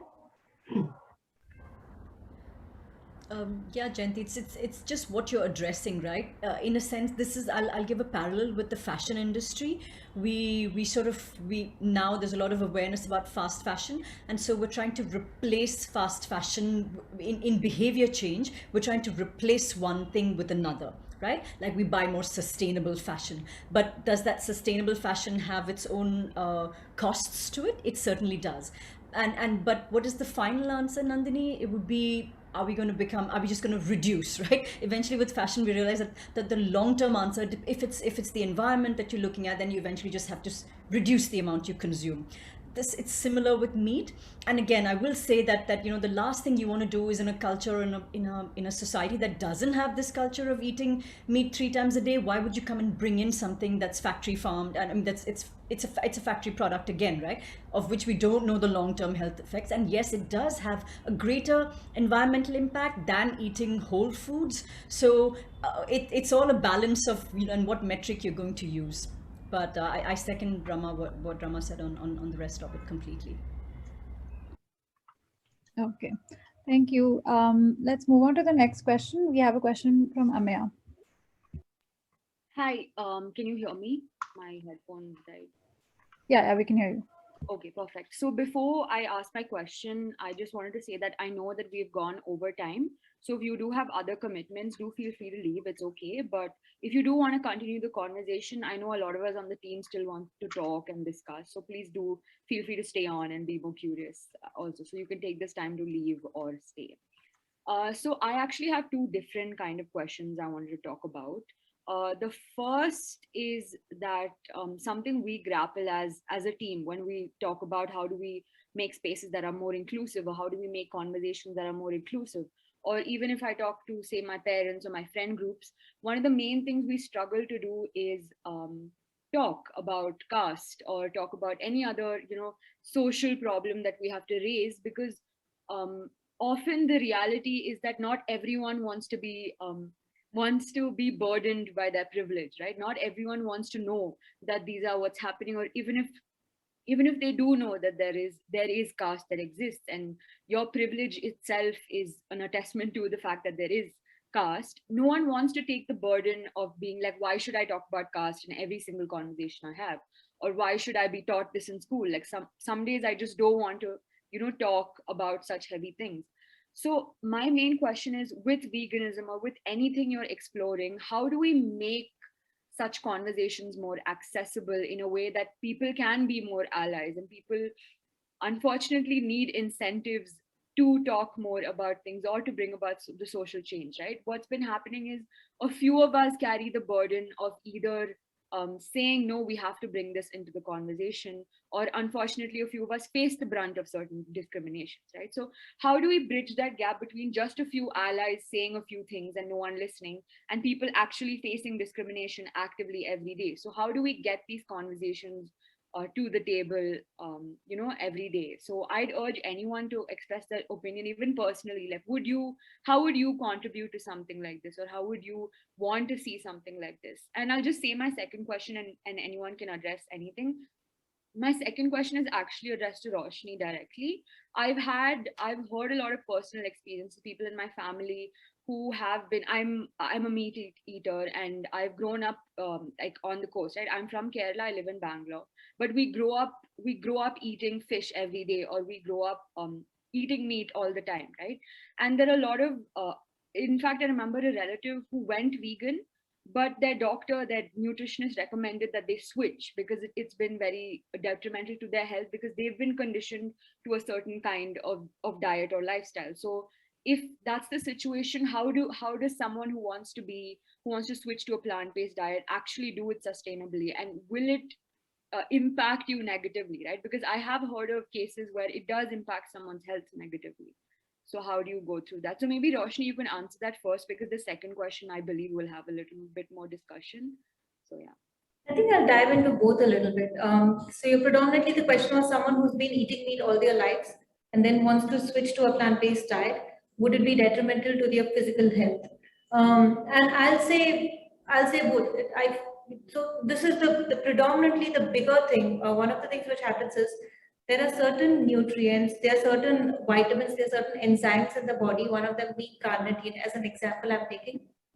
Your body produces it by itself. Now, let's say carnitine, the body's job is to produce carnitine, which gives you energy, among other things. But when you switch to when you're eating a lot of meat also provides you with carnitine. And when you're getting the carnitine from the meat, the body is like, hey, I don't need to do this extra job making all this carnitine because I'm getting it from my food. So I'm going to stop the production. And then your body no longer produces it. Now, let's say suddenly you stop eating meat. What happens? It takes a few weeks for the body to relearn how to produce carnitine. And that few weeks of transition for some people, like there have been a lot of international celebrities and social media, huge people on social media who went into a vegan diet and then jumped directly out saying they have low energy levels. The one that comes to my mind right now is Logan Paul. Logan Paul tried it, and then he went to his boxing match, and then he was like, no, this lifestyle is not for me because I experience very low energy levels. And in my mind, I'm thinking, don't you have access to the best nutritionist? And he does. He probably has access to the best nutritionist training him. But that maybe that factor was not taken into account when you suddenly switch from 3 meals of meat per day to no meat at all. Your body is going to have to take some time to relearn to produce nutrients. It's not that the body is lacking any. It's just that the body is taking some time to relearn things, which ideally we should have already learned. So I feel for those people, the transition, the slower, the better. If it takes you, like I personally said, I learned about veganism when I was 18. I did transition to 23. That's 5 years. So I took 5 good years to slowly try and experiment one item at a time, one thing at a time. and then make the transition. I personally also feel that, people might, now mental health is both ways. We know that consuming excess meat has an effect in terms of your gut health, which has an effect in terms of your serotonin level, which is your happy hormones. So if you're consuming excess amount of meat, we also know that people working close to meat, like people working in slaughterhouses, this is just working close to meat, have elevated cases of domestic violence. And so we know that meat in some way indirectly affects your mental health, and when you're switching to a plant-based diet, you start to see an improvement. But that again is going to take some time, and initially when people go into a plant-based diet, like with me and a couple of other people who also said, we didn't know other vegans and we didn't know what exactly is a plant-based diet. I remember waking up that morning when I decided to go vegan and was very strong on my convictions that I'll do this. And we had a family breakfast and we went out to breakfast in Bangalore, where idli sambar is the local. And I was having idli and my mom's like, I think that has milk in it. I think that has curd in it. I really honestly didn't know. I'm like, okay, I can't have this. Then I look at the menu and I don't know that, what I can have, what I can't have. So the first few days was eating less than 1,000 calories, because in my mind, I'm thinking fruits, vegetables, what else is vegan? Nothing is vegan. Of course, now I'm a little bit smarter than that. And I know in terms of making food choices, but I would insist for people like you, work with an expert when you have access to experts, or work with, and these are not necessarily paid programs. There's so many people out there doing so many free 21-day workshops, 7-day workshops to help people transition and understand a plant-based diet. When I mostly work with people, from Kerala, from Tamil Nadu, from Andhra, I would try to go back to their cuisine and look at how their cuisine looks and see if you can just take out one item from your plate, which is meat or dairy, and then take that slowly, one step at a time. And that is, I think, much more sustainable than deciding to go all in, just because it gives your body that much enough time to prepare. But also you don't feel this mental obligation that if I make one cheat or if I make one wrong step, then all my progress is zero. It's not zero. It's really not. You're still taking that one extra step. In terms of helping your family members understand, education is the biggest tool. If I was not educated about a vegan diet, if I did not read books outside my nutrition, my education, outside my degree, then I don't think I would have switched to a vegan diet. If I did not come across the China study at that right time, I would not switch to a vegan diet, because I didn't believe it's good for you. I honestly didn't believe. So educating yourself, educating your family members is really important. I mean, 50 years down the line, we weren't having as much meat or dairy as we do right now. We're having way much more than that. So you can't compare the lifestyle now versus the lifestyle. It's very, very different. And someone in the comments also raised the question, what about milk you're getting purely? Like, even if you have a cow at your home, like your pet dog, and you're getting the excess milk from the cow, it's still high in estrogen. The only times cows give milk is after they give birth. Without the process of birth, milk, just like with humans, milk is not produced without the process of birth. And we all know, when a pregnant woman gives birth, the next 1 year, there's a hormonal turmoil in the body. We know that estrogen levels are elevated. So no matter what, the glass of milk you're getting could not be adulterated, and you're still getting a lot of estrogen. You're still getting a lot of growth hormones, which are not good for you. The more you educate yourself, your family members, the easier the switch becomes. And it doesn't have to be everything. Hey, how about just the chai you're using and the little bit of milk you're putting in the chai? If you can get the same taste with cashew and oat milk, try that instead. So, it might be just small steps. I really hope that helps you.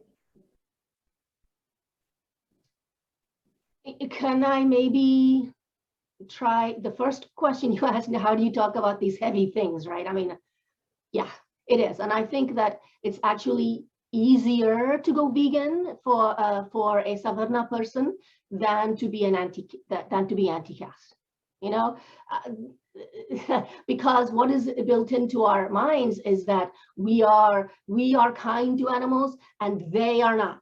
The others, they are not. So that's what I mean. I mean, veganism does in fact, or can in fact, perpetuate casteism in India, unless you have anti-casteism along with it.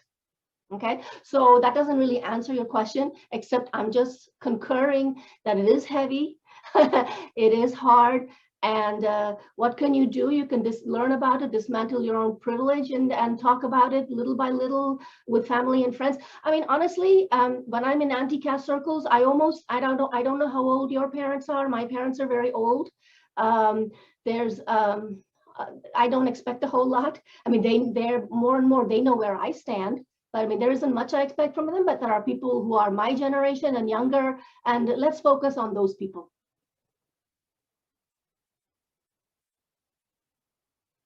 All right. I mean, I hope that answers your question.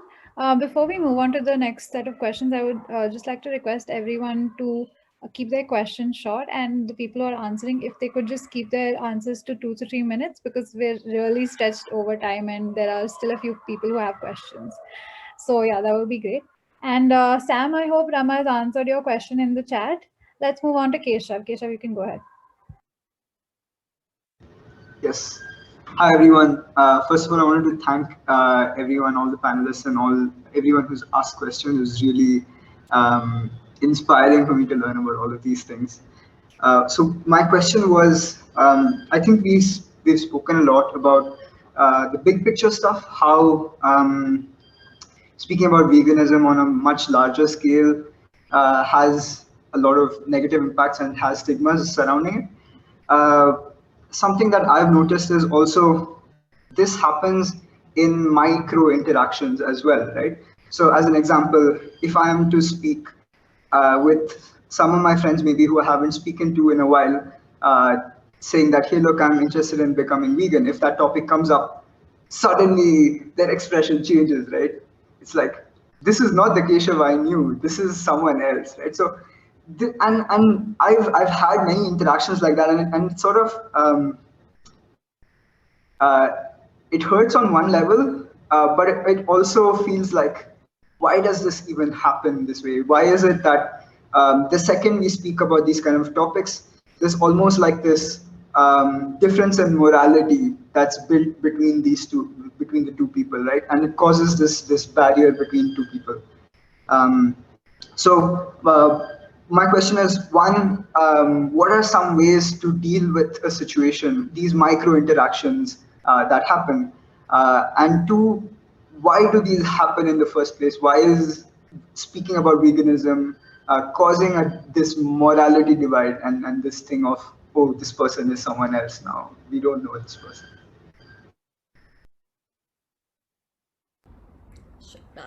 I'll take that one because I see that pretty much every other day. Keshav, there's, in fact, I often joke that there's an article that The Guardian and several others have written versions of this, Why the World Hates Vegans. So go ahead and look that up. It'll give you a lot of the reasons. But primarily there are two, and part of it is also the nature of the movement.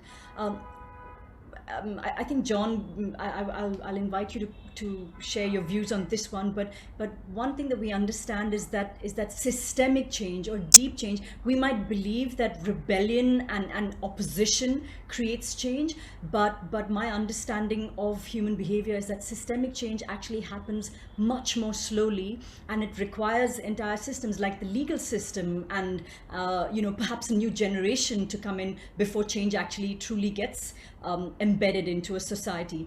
The second thing is that one of the reasons why this sort of veganism creates such a guttural response in us is that, in a way, vegans are proof that a lot of our beliefs are being upended and challenged, right? Like, we had this notion of vegans being so weak and frail and like this hippie, all of these notions, and somebody that's thriving and successful and fit, it just upturns this entire argument on its head.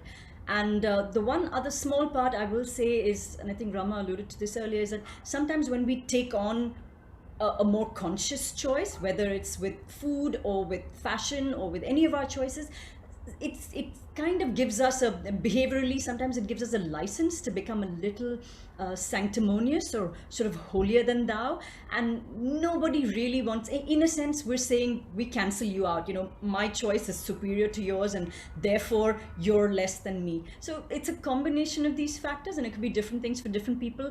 I will say that you're thriving and you're living a life is the strongest change that you can create. As Gandhiji said, be the change you want to see. John, over to you. And you're right. Change often starts slow, but sometimes it suddenly becomes fast. Look at revolutions. These things happen. I mean, I think networking is terribly important. I mean, creating a community of people who, you know, are relatively like-minded, that you can actually share, you know, your ideas and practices with. But I also found that, in fact, it's not so hard to convince people.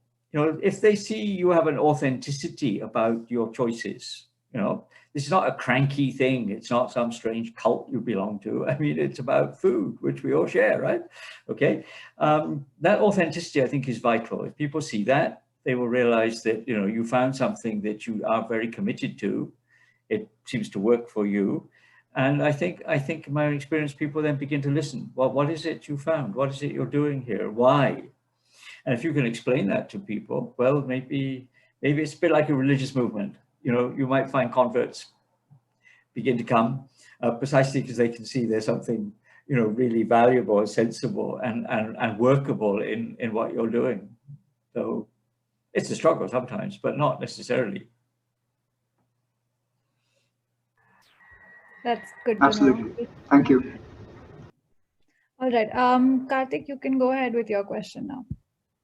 Thank you. Well, I think my Zoom hand might be hurting after being out for so long, so I'll first lower that. Yeah, so first off, a very energetic discussion. It almost reminds, I could almost imagine how this debates would have been among the Buddhists, the Shankaracharyas that followed, Muslims, Christians, and the Brahmo Samaj about 100 years ago, to what the vegans, I feel, believe in. It almost seems to be that, you know, it's very central to it. And I think it's great. I would totally support it. My kids have been both, you know, lactose intolerant. So we've enjoyed being vegans for a while. And I think it's a great thing to do. The cakes tasted the same for the birthdays. Perhaps the only thing I would, you know, just introduce into this discussion is an appreciation of the fact that while I'm sure our path is right as vegans, that it would also be that we don't know about other paths as much, and that perhaps we just encourage them to explore their own paths. So that's where, you know, I'd like to just end my comment.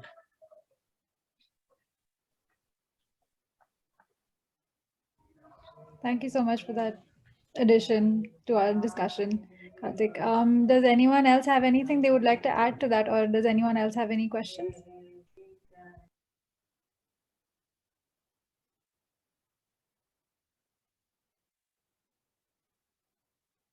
I just wanted to add to that and maybe just, you know, come to some sort of natural conclusion if no one has more questions, right? So I think, like Karthik, you like very rightly said that you know, like it's important that everyone makes their own informed choices, right? And regardless of your background. So for me, personally, I would explore this. What I take back from this is to explore the angles I don't know, or like things I'm uncomfortable exploring. Because for me, the longest time I associated veganism with the whole, the kind of note Keshav was talking about, right? Because in social situations, you're met with just one kind of veganism, which is often Western imposed, which is the idea of, you know, your soy milk lattes and you know, kind of forcing veganism down people's throats. But it's so much more than that.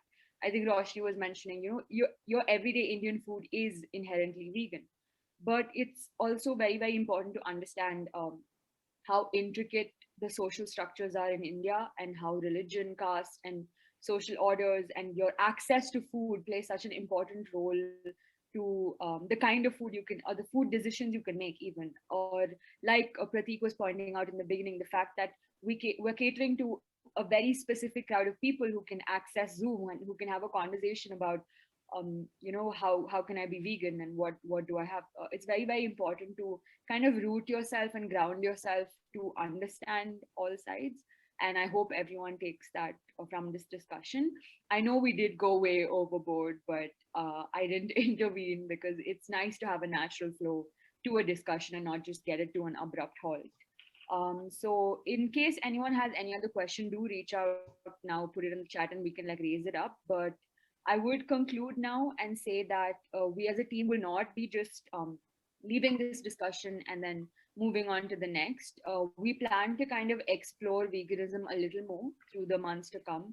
and we'll extend this discussion to come to certain conclusions. And if you guys want to be part of our process, do follow us on social media, reach out to us, and we'll conduct more events. And yeah, sure, Prati, go ahead. So I'd like to add, I think I wanted to answer your question as well as Sam's question, but I think discussion went that way and we sort of had less time. So you were talking about how to be like inclusive and how to, address these problems of being anti-caste and everything.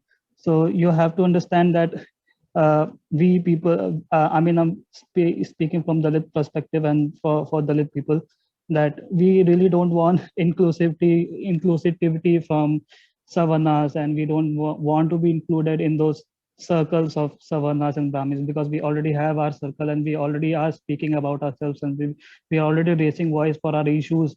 And even the veganism is very new, and there are a lot of Dalit vegans, there are a lot of Bahujan vegans who are speaking. We already have that space, and it's when somebody from Savarna community or some Brahmin comes to us and approaches us, they say that, oh, I want to be inclusive or I want to learn something. It sort of comes from a very higher sort of place. It's like a trend setting. It's like everything that we see on TV, that everything that we see on media, everything that we see anywhere, the culture that is set on the culture that is set around social media or on television or everywhere, it's all been set by Savarna people, because we don't have any representation anywhere.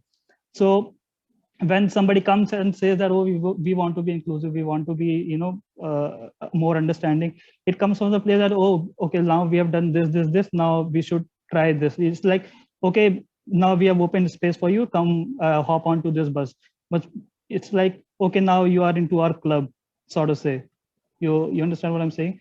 So it's like that. But we already been raising our voice. We already been doing activism for a very long time. The one thing that you can do is, by start participating in it, by just going there and just sitting there and listening to what they're doing or what we are doing.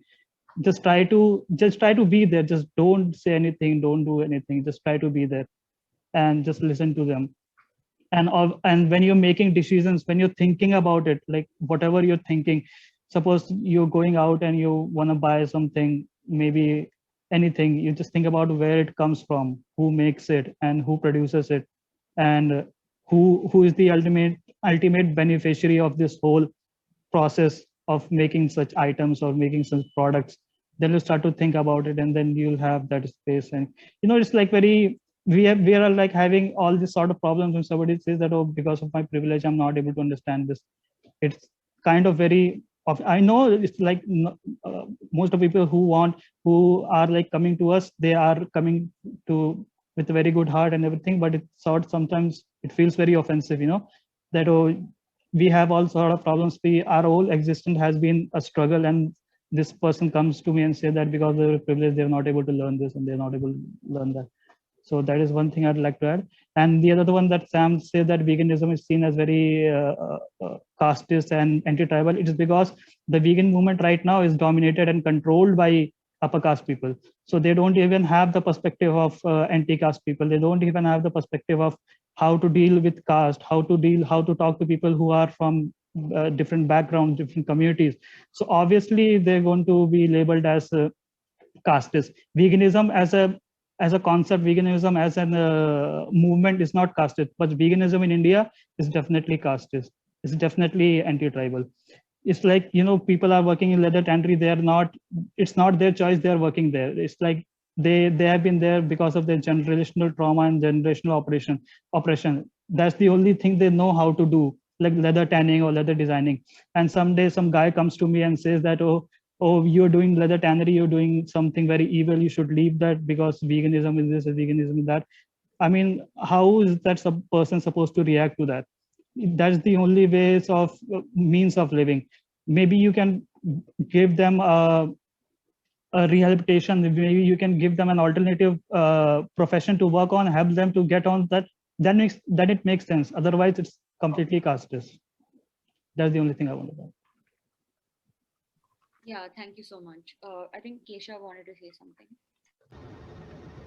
Yes, I just wanted to see if we could take this aspect of the conversation forward later, maybe separately. But really, I think we want to also have a feedback on this. This is our first iteration of this talk.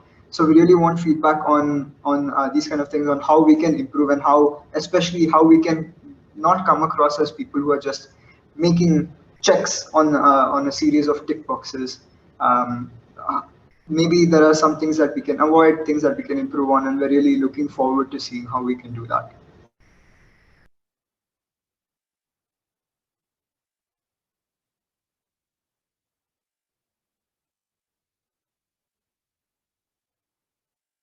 Yeah, it would be great, like Keshav said, if you guys could reach out and let us know. We'll be sending a feedback form too separately, especially for the speakers. So you guys can tell us how this format of interaction worked, or did it not work, or what you wished would have been differently, or something like that.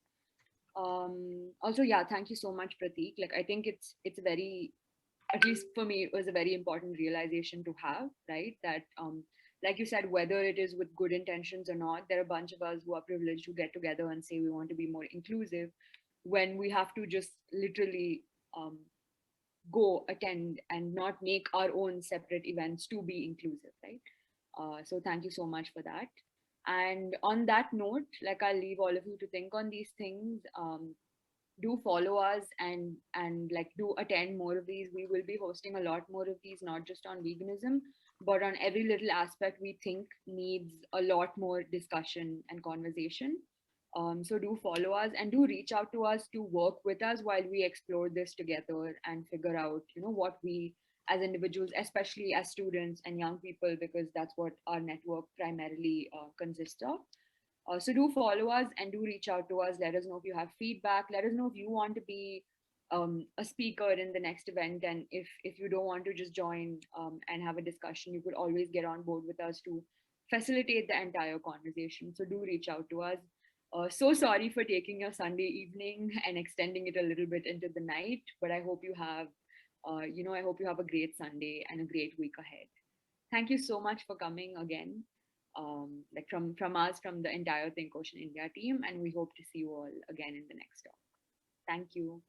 Thank you. Bye. Thank you. Thank you so much.